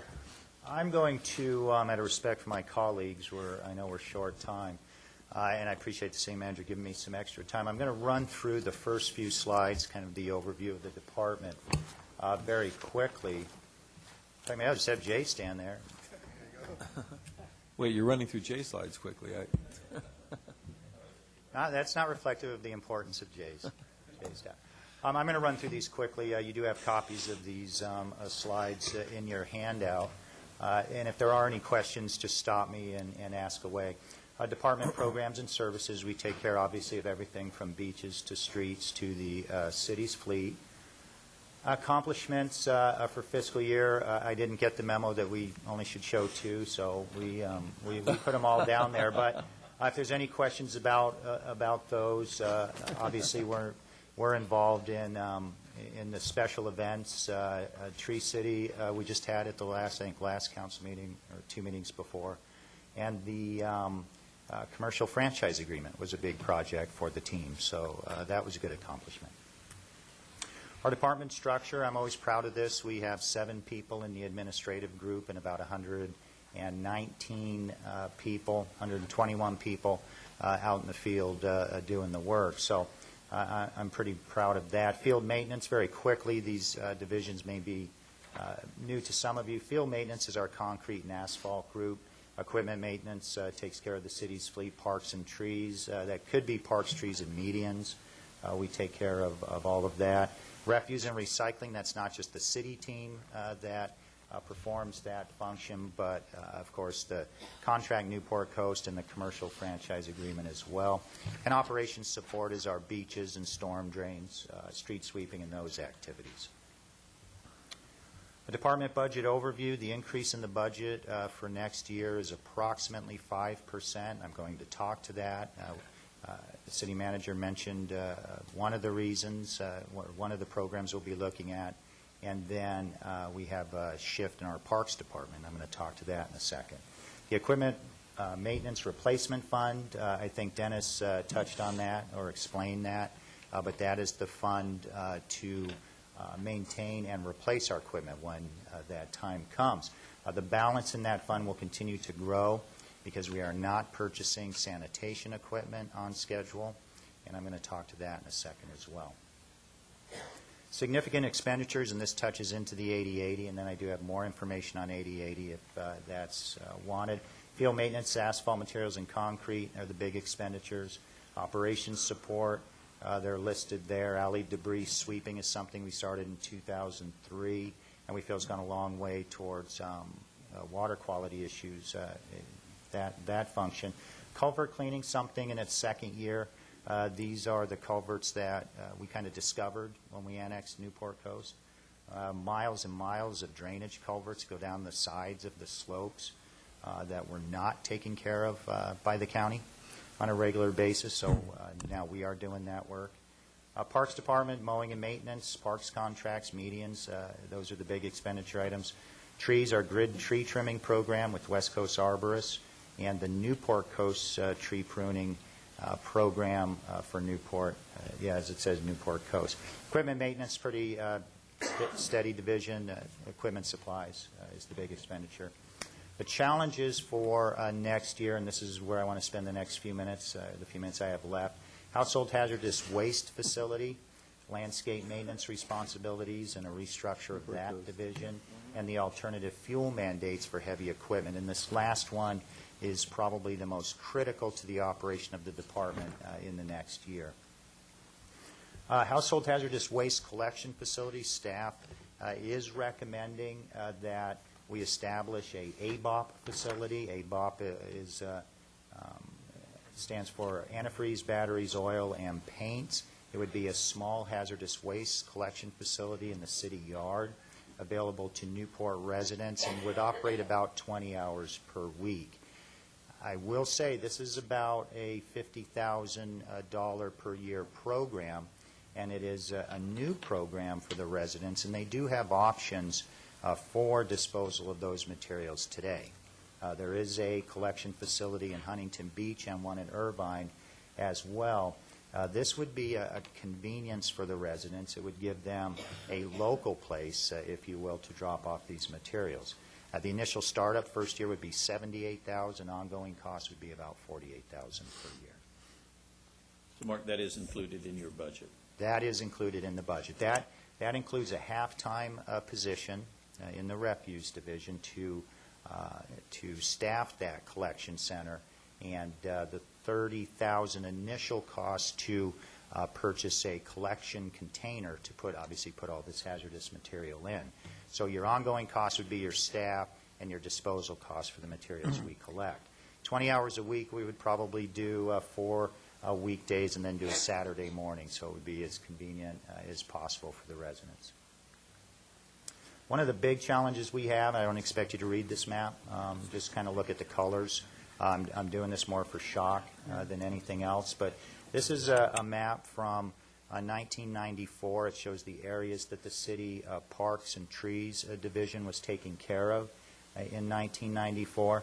And here's the same map. The areas in red demonstrate what we have assumed or will assume in the near future in the way of parks and medians. And, of course, the large chunk of that is Newport Coast on the right-hand side of the slide there.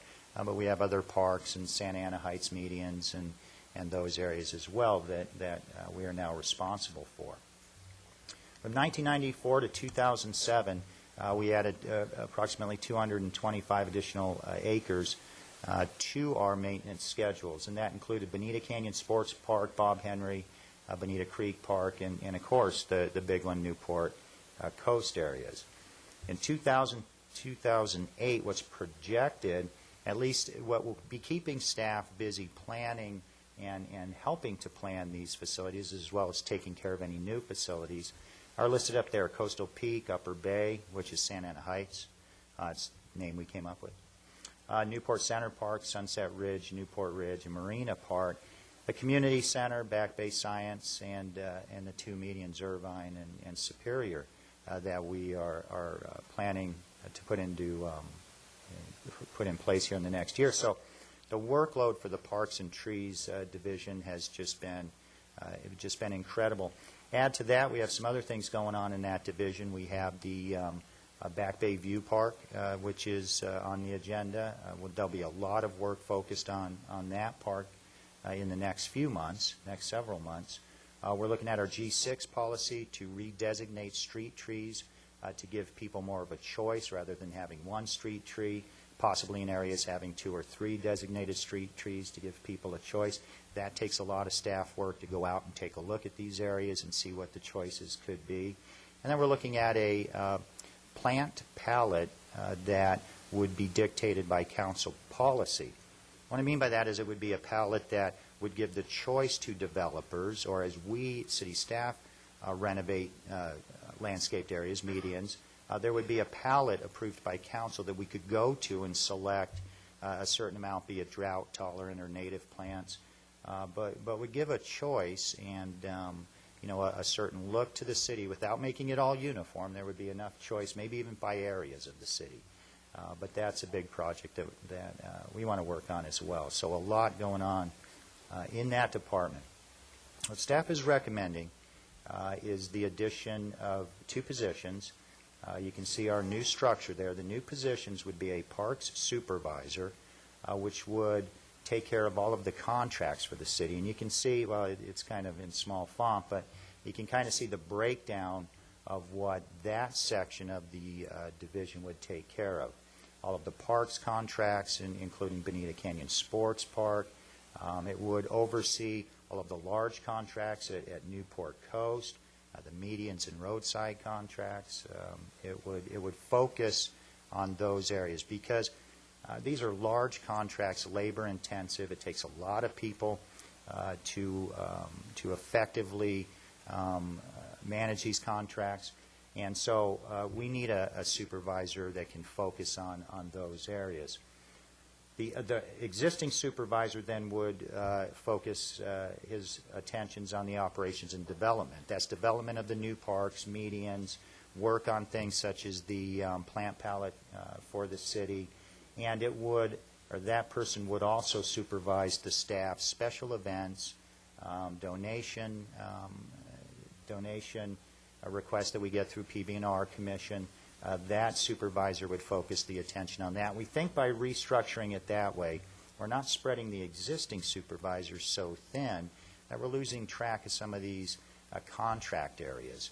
And with the new community center and some of the other things coming on board, these contracts are going to get much larger, and they really need that focus. So staff has in the budget, the budget you're looking at tonight includes those 2 new positions, and then we will restructure it as it is there. But why don't you talk a little bit about that grounds worker position? Oh, and the second position, grounds worker, thank you, Homer. The grounds worker position, that's a new position. That would be to work with the contractors. If we get, a lot of times, as luck has it, you get the call at 3 o'clock on a Friday afternoon, and we have something wrong in a contractor-maintained park. And having this grounds worker position gives us the ability to use that position to do not only spot checks of the contract maintained areas, but to be able to respond to any problems we have in those parks, in those medians. So it gives us a person to help with the say the new community center, Newport Coast area, and those things. The biggest challenge the department faces over the next year is the alternative fuel vehicle mandates by the state. We currently have, or by the district, I'm sorry, by AQMD, we currently have 25 refuse collection vehicles that are over or average 11 years old. We have some 14, 15 years old. These are vehicles that have a life expectancy normally of about 10 years. AQMD fleet rules, which came out several years ago, mandates that when we replace these trucks, we have to replace them with alternative fuel vehicles. The rules are there. I'm not going to go through them, but it impacts all of the city's heavy-duty trucks. It is not just refuse trucks. It is street sweepers, dump trucks, all of our heavy equipment, which, as you can see, there's about 55 pieces of city fleet. So it is a big impact to the General Services Department. Alternative fuel heavy-duty vehicles, and I know we talked a little bit about this over the last couple council meetings in relation to the contract at Newport Coast. Alternative fuel heavy-duty vehicles are defined by AQMD as compressed natural gas or LNG, liquefied natural gas. How many other vehicles that, like, for instance, in the utilities department would be added to that? Because they would be included too, wouldn't they? And this might include, I'm going to look at my, this includes citywide. Okay, yes, this would include utilities as well. There's 3 components to an alternative fuel vehicle program, and that's, well, you know what, I'm going to take 10 seconds more and just back up. Again, it's critical to the department because we have these refuse trucks that are way past their prime. We're doing everything we can to keep them on the road, but we cannot go out and buy diesel equipment. The turnaround time right now, and I think you heard me talk about this before as well, turnaround time to order a compressed natural gas refuse truck is about 10, 11 months. The time involved in a fueling station, putting a fueling station in the General Services yard, is about that same length of time, as approximately a year. So this is critical in the sense, I know that we did have a study session and talked about this issue, but this is critical in that decisions have to be made just to get this moving along to put us in a position to replace equipment and have it on the road. in a year from now. So 3 components to the alternative fuel vehicle program. We have the fueling station. We have been working very closely with Clean Energy, a company that puts these stations in at city facilities. And it's a public-private partnership in that the public, be it fleet, taxi fleets and bus fleets, can come in and use our facility, use that facility, and that's where Clean Energy makes their profit from. And then, of course, the station is there for city use. Under a public-private partnership, that station would be pretty much paid for by the private company. Fleet maintenance shop modifications, this was kind of the shot in the arm.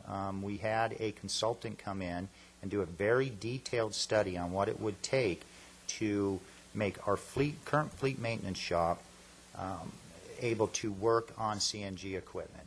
And the cost to renovate the shop, that's all new electrical, that's exhaust fans, that's alarm systems, detection systems for leaking gas, is $900,000. That was the estimate by the consulting team. So you have that cost as well.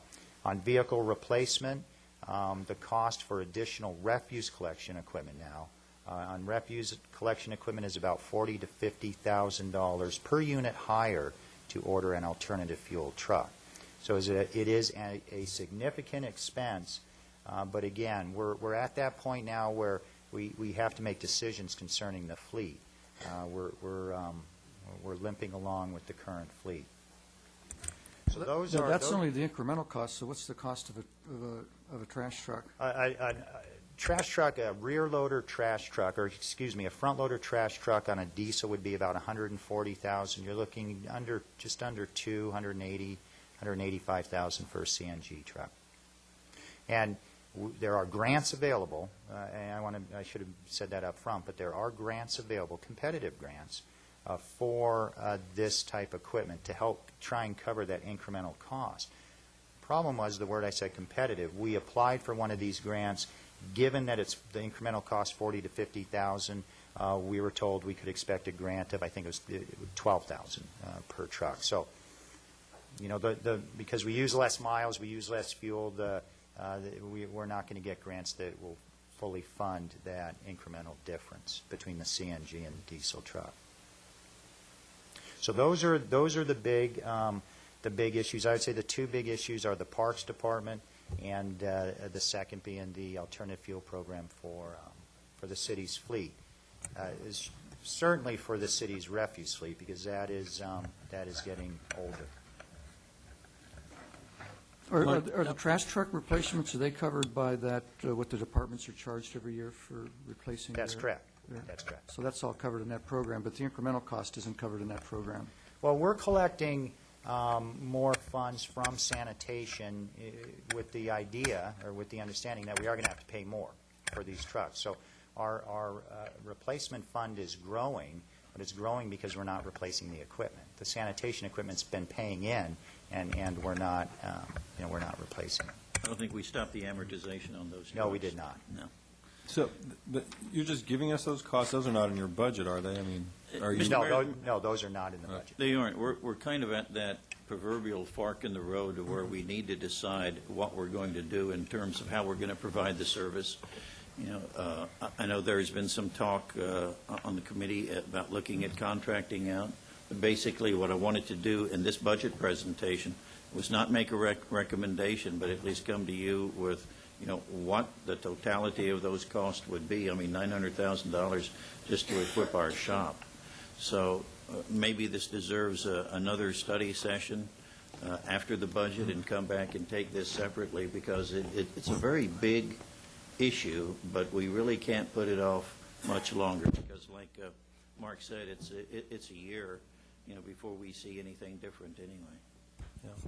Well, Mark and I have already spoken about this, and I think we talked about maybe getting a handle on what were the costs and being incurred with providing the trash service on our own, so we have an idea of what it's costing us to do it, and then that'll segue into probably what the Finance Committee wants to do with regard to looking at contracting out. So definitely something we want to get on, because I don't think it's, obviously the problem's not going away, it's only getting worse, and we have some other issues that I won't take the time to talk about now, but with regard to compressed gas and other potentials that we would want to investigate, so.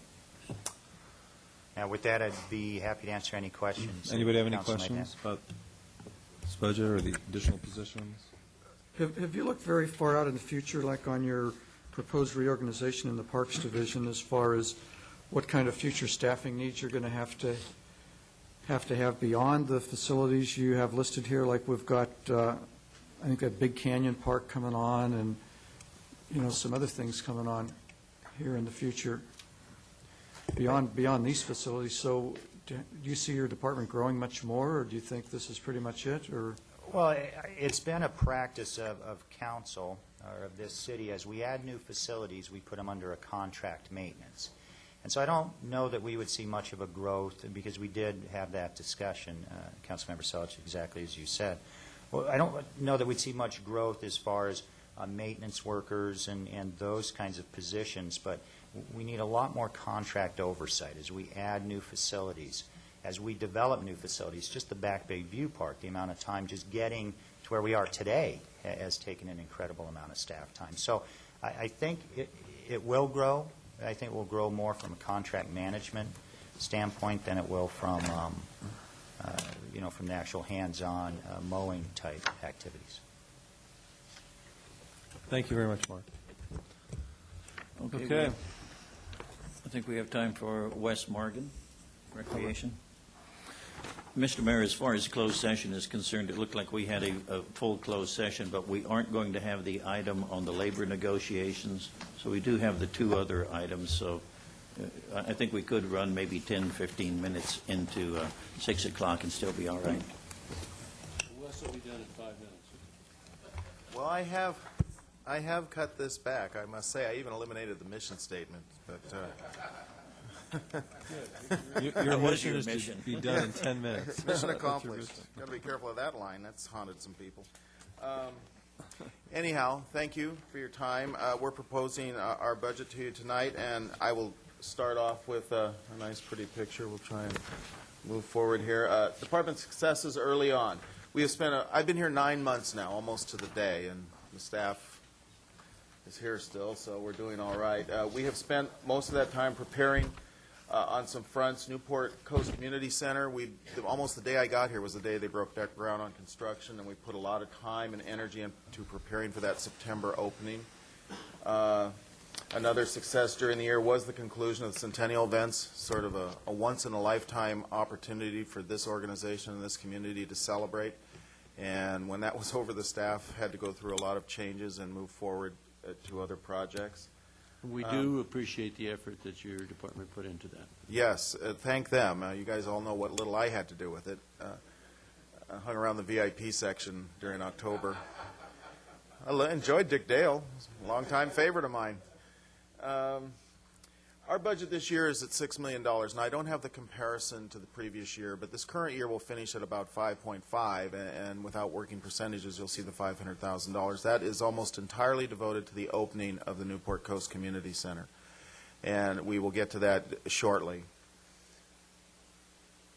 This is a breakdown of the divisions. It doesn't really tell you a lot. When I looked at this afterwards, I thought, well, there's the $6 million divvied up, but it doesn't reflect the revenues that do come in. And when you look at our $6 million budget, there is $3 million in revenues. And I will state, exclusive of about 3 or 4 other cities in Southern California, that is a phenomenal number for a city this size. Yes, we do have the ability to pay within our community, but somebody is getting it right in terms of what our market is and what they want and the amount of return patronage that we do get in our contract classes. And that's a private-public sector marriage that everybody wins because they're independent contractors, the community pays the bill, and we get our costs covered plus, and everybody wins on that. Another slide which shows a divvying up of the department. We are programming only. I work a lot on the CIP in the park projects, but the rest of the staff is mostly involved in operations for recreation and senior services. This is some breakdown, statistical breakdown of what we do, what we accomplish in a numerical presentation.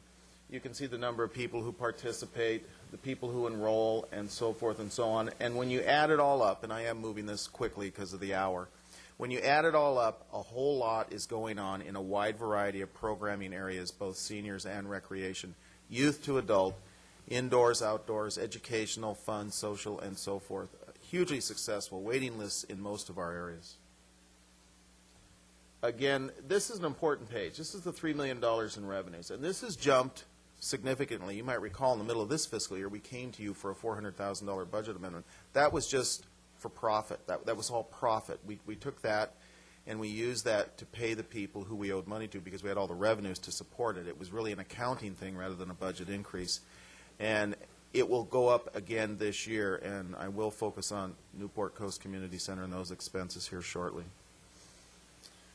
Senior services is very important, very successful. We're in the middle of designing changes for Oasis, whether they be additions to existing or a brand new center. That is moving along. We had a meeting on that today. Some of the council members were there. We will be back to you as a group, an entire council and study session prior to September with where we have gone with that in terms of space needs and cost estimates. But we are on schedule with what we promised you when you hired the consultant at your March 27th meeting. What's new? The opening of Newport Coast Community Center. Mark your calendars, September 15th at 10 in the morning. You will be getting that. We are going to have a dedication ceremony that we are working on with the Newport Coast Advisory Committee. It's going to be about 45 minutes of the appropriate levels of pomp and circumstance and then some socializing, and we will be giving tours and so forth. We're very much looking forward to that, and the proper recognitions will be mapped out. And so keep your eyes ready. We will make sure you are all updated on that. The numbers below it, the $622,000 and the $274,000 in revenues. $600,000 of that is for Newport Coast. The other $22,000 is for Park Patrol, which we have calculated is needed in the Newport Coast area. We did some time things. We went down to Peninsula Park and drove up to Newport Coast. It's a 35-minute drive. We've had one person on duty at a time. We're going to need two once we really get open there with Coastal Peak. That program has been well received inside the organization with PD and fire and outside, and particularly with the youth groups, resolving little things on site with permits and who has permits and who doesn't and who's scheduled and who isn't. And it has really been dollars, I think, well spent to maintain a level of peace in the park system. And so we have recommended an increase so that we can cover the entire city on busy evenings in the daylight savings period and on weekends and have 2 patrol officers out citywide at the same time. The rest of it is Newport Coast. And what we proposed there is we originally thought that we might need a new full-time supervisor for that, and then we listened to the message and we listened to your city manager, and so we thought about it again. And we have reassigned the existing crew of supervisors to take on different assignments. We did get support that we needed underneath all that in the form of part-time people and a clerical person at the front door up at Newport Coast and a custodial person that will be doing all the heavy lifting and assisting in the area up there, particularly down at Lincoln. And we can make it work. We're actually very proud of the way we've redistributed the workload from a supervisional standpoint, given some people new opportunities. And in our particular case, we have some tremendous young guns fresh out of college who can work at very entry-level professional positions and assist us with delivering the product there that we need. And there's some people who are very excited about those opportunities. Earlier, when we were here last time, I know that there was some questioning about the revenue stream that we project up there. And it does sound like a lot of money, but that is the success. We actually are fortunate to have a community that is willing to pay the price that it takes to deliver these services. And I will just quickly read that from gymnastics to yoga, volleyball, karate, adult sports, senior classes and things, running in numbers of $15,000, $20,000, $30,000 a year in revenue, that we will get close to $200,000 just in class revenues that we keep. And then the facility rentals will make up the difference that gets us to $250,000 in the first part of in the first 9 months of the year. We are working right now with the Newport Coast Advisory Committee. There's another meeting this week in trying to take this master calendar that's very unique and complicated in terms of making sure the policies that have been set that address the homeowners association needs are covered, and that we can go further and then get the city programs in there and still have it available for outside rentals, which particularly will happen on Sundays. We have had the National Junior Basketball people already approach us. We have made outreach moves to Sage Hill High School and Corona Del Mar High School. We have had meetings with Newport Coast Elementary School. The mothers up at the Newport Coast Elementary School last week can't wait to see the Fall Navigator. They want to sign up for classes.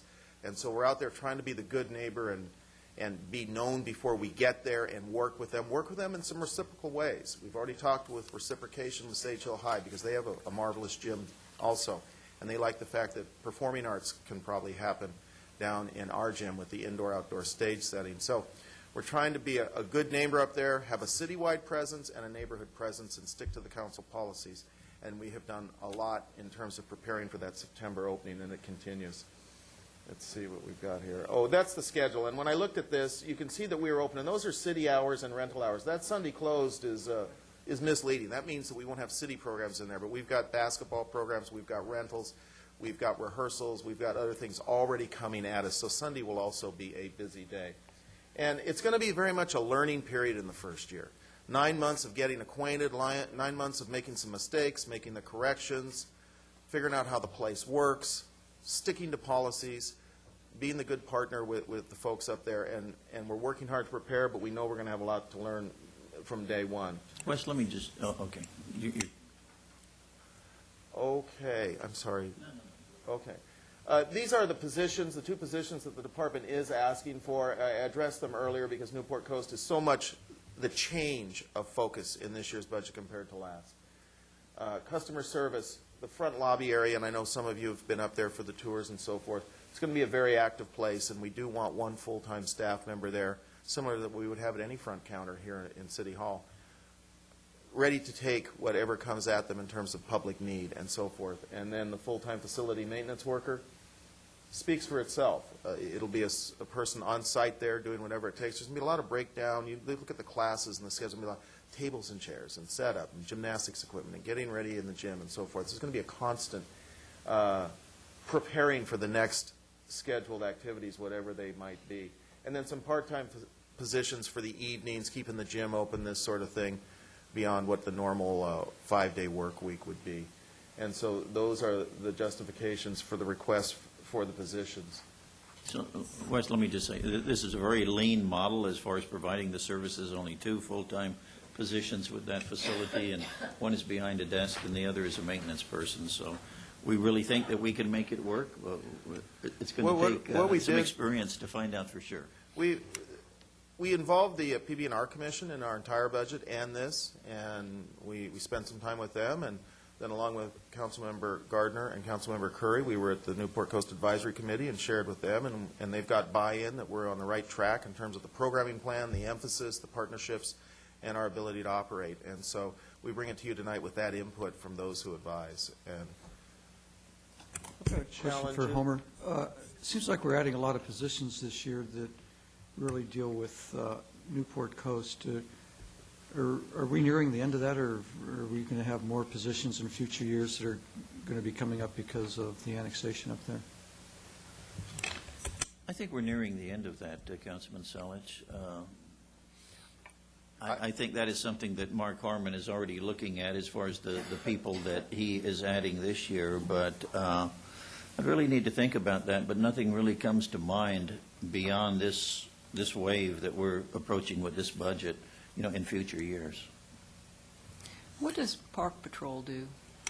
Park Patrol, they are in uniform, and they can write different types of citations. They deal with issues on the parks, such as reservations, disputes, dogs off of leashes, alcohol-related, So what is it that they homeless-related. do differently than a police officer?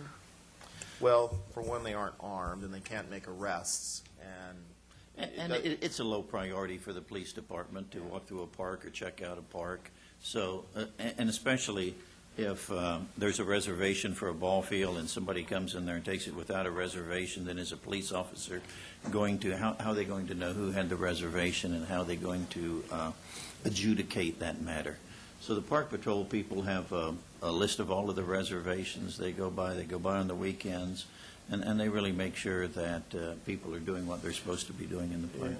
It's amazing the different ways that they can help out, especially, for instance, we didn't have much rain this year, but we have a mud line, and fields get closed due to wet conditions. Well, it doesn't always keep people from staying off them. So they know the rules, they know what the day's schedule calls for, and they will go out and run people off of things. It's very basic.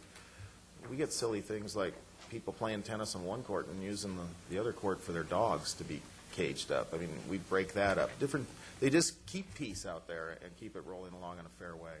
And the youth sports people really, they really love this program. It helps to resolve disputes. There's some level of authority to enforce what has been predetermined and scheduled. Thank you, Wes. Okay. One thing about going last. Unfortunately, you're not last. Yeah. But Wes, do you have the Oasis Senior Center as a part of your operations? Yes, it was in there. Do you want me to go back? Thing's blocking your lights. I can't. That's another one of your successes. Well, yeah, I was going to get to challenges, but we moved along, and Thank you, Wes. Oh, okay. Thank you, Wes. Didn't get to. The challenge is getting you to sit down. That's right. Okay, George- Utilities Department. George Murdoch. And we still have Public Works, and if we don't get to Public Works today, we will do it at the next study session. We're all coming over to Steve's home to listen to his report. Where did it go?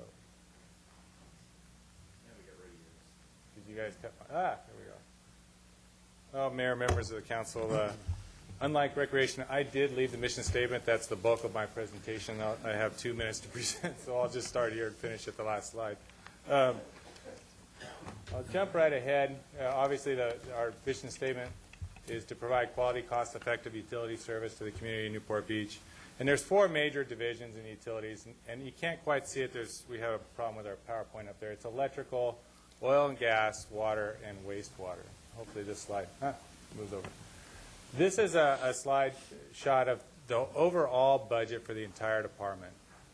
As you can see, it shows salaries and benefits, maintenance and operation, capital outlay, and total expenditures for the entire department. And for 07-08, the total expenditures will be $19.5 million, which is really only a 0.68 increase over last year. So we tried to bring a balanced budget. And you can see it. We reduced capital outlay to try to achieve this. The next couple of slides, and I can speed these along as quickly as possible, these are per division. Now, the electrical division is part of the general fund account, and the 07-08 bottom line expenditures is $1.2 million. There is an increase in the operation and maintenance this year for the electrical, and that's based on the street lighting electrical costs.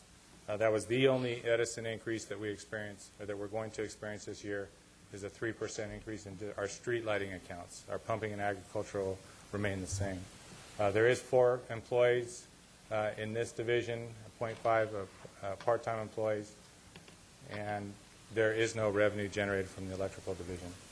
The oil and gas expenditures, bottom line there, total expenditures is $601,000. Maintenance and operation, you see an increase there, and that's based on our revenue has obviously increased based on the price of oil sales. So as part of, the more we sell, the more we pay in royalties, and the royalties are a portion of those sales that we pay to the easements for where our lines run under the residents along the coast. So as we sell more oil, of course, our royalties increase. So that comes out of our operation and maintenance budget. There is no staff in this division. It's a contract-operated division run by a Samson Oil. There is revenue, and here's the total. We estimated every year, we used to estimate $1 million, but as you know, the price of gas has increased quite a bit. And so we estimated 1.2, but it looks like this year already we're probably going to hit 1.4 to $1.5 million in sales, in revenue generated from the oil sales. So, George, quick question. Sure. What's the total amount of our proven reserves? And, you know, and that depends on the development. Right now, there's 75% they estimate is still left in the, it depends on if we do develop with water injection, and that's something that we're going to be looking at and bringing to you this year. We think that there's still 75% left Of, oil left into the... I know, but I mean, of how many barrels? What's the remaining proven reserves in the field? You don't, if you don't have it Actually, now, I don't have it in just front of me, email but me the answer. The geologist told me that even though we've been producing oil there for at least 10 years, that we still have, with the current practice, we can produce 10 years before we have to stop pumping the current way. But with other proven things like water injection, some other practices, that we can actually extract more. There's 75% of the oil still remains into the sands, but we just don't have the technical ability to draw it out. Okay. In the water division expenditures this year will be $15 million. Here you see it's gone down a little bit. This is where we cut back on our capital outlay. There is some salary savings with retirements, et cetera. There's 36 employees that work in the water division. That's maintenance, repair, water production, water quality. This is our biggest division in our department, and water meters, the meter readers. So the 31,000 number, that's the new pipes and infrastructure? 31,000 is just outlay for mower equipment, tractor implements, things that they do to maintain the Big Canyon Reservoir. These are all additional equipment that were above and beyond that the divisions that requested, and we just basically cut a lot of that stuff out to try to. What is it that do you really think we should be spending on those items? On some of the capital outlay, I think we're okay. A lot of that is equipment. We looked at leak detection equipment. We were looking for truck equipment for guys to better look for water main breaks, et cetera. And I think we'll just have to postpone those for a year. I mean, we try to trim as much as we can to try to come in at least equal this year. One of the biggest things in water that we had to trim, of course, was our CIP projects. We cut back quite a bit this year, and we'll continue to do so. And I think later on, when we get to one of our challenges, I'll show that revenues will be an issue. The water division also, of course, does have revenue based on water sales, connection fees, and we estimate this year to get about $18.6 million. The interest income, of course, is there's $682. Where does the $3.6 million excess go, revenue over expenditures? The revenue over expenditures. Oh, what's left over goes back into the reserves. We do maintain a reserve policy. It's 35% of our operation and maintenance. And we are equal. We will meet reserve policies this year for water and wastewater. And for CIP. Right. It goes into capital improvements? Well, we're not spending hardly any capital improvement money. I can't imagine $3.6 million is going for $31,000 in capital outlay. No, but that's a separate budget, the Okay, CIP. fine. That's fine. Let's move on. Yeah, CIP comes out of the public works. Thank you. Here's the wastewater division's expenditures. They have 13 employees, 1.75 part-time employees. And this division is under the Wastewater Enterprise Fund. Total expenditures, $2.6 million. Capital outlay is $36,000, and that's an increase over last year. We do need to purchase a new sewer video camera based on the waste discharge requirements. We will need to videotape all of our sewer mains by the end of 2008. So this new video camera with our camera truck will give us the ability to go through the city, look up the sewer laterals. The sewer laterals are something that we maintain that other cities don't. And so this camera will give us the abilities to do that. So that's why you see the increase in the capital outlay. The wastewater revenue is all based on sewer use fees and connection fees. There you see that this year coming up that we estimate to $3.8 million in sewer use fees. We did have an increase last year, 2006, in September of 5 cents per 100 cubic foot. The sewer use fees are based on the water consumption. So that's why you see a little increase over last year. The significant changes for 07-08. We are asking for a department assistant position. We'd like to convert the 2 part-time office assistants to a regular full-time position. There's only one lady upstairs that handles the phones. That's our administrative assistant. And then we have 2 part-timers that come in and cover. And for continuity and function at a little bit higher level and help us with some staff reports. We'd like to take those 2 part-time positions to fund a full-time position. That person will also be the backup for our administrative assistant to answer the phones, customer service, handle service requests. There is an operational change this year coming up in 07-08, and that's the Orange County Water District pumping percentage is going to increase. This is the allowable amount of water that we can take out of our groundwater. That's going to increase 5% this year. That's actually a good thing. That's a savings. The groundwater costs us about $100 an acre foot cheaper than our import water, so that will be a benefit to us. So that kind of saved us. What if they continue, what's been happening in the Delta? They had the shutdown for, which is, it was temporary, but now they're saying maybe it will continue on and off. How is that going to affect our water supply and our costs? That doesn't affect us at all. Actually, Not at all? Not the Delta issues. Okay. Metropolitan Water District is experiencing a drought. I'm sure you've heard. It takes longer than a year to go into a drought. It takes several years. The basin that we pump, which is that basin I'm referring to here, is the Orange County Water Basin, and that's full. And that actually is where we're going to be getting 74% of our water. So that won't affect us. Well, they have cut, they put, I know we're restricted by how much we can take, though, right. during the course of the year. So if Metropolitan's having problems, then is that going to affect this at this point? Or you say maybe not for a year? Right. Metropolitan Water District is our import water source, and only 26% of that is going to come from Metropolitan. Or 26% of our entire demand will come from Metropolitan Water District next year. So no, eventually, I guess if the drought continues and it goes on for several years, yes, the cost will go up. That will affect us. Water supply, no. You know, the groundwater basin is full. There's the groundwater replenishment system that OCWD is putting online next year, and that's a drought-proof system that recharges the basin, and that should be online by November this year. So we don't anticipate really a water supply issue. There may be some cost issues related, and of course, if Metropolitan Water District and some of the South counties may suffer from that. But right now, we're looking at least 74%. They even talked about maybe raising it to 78%.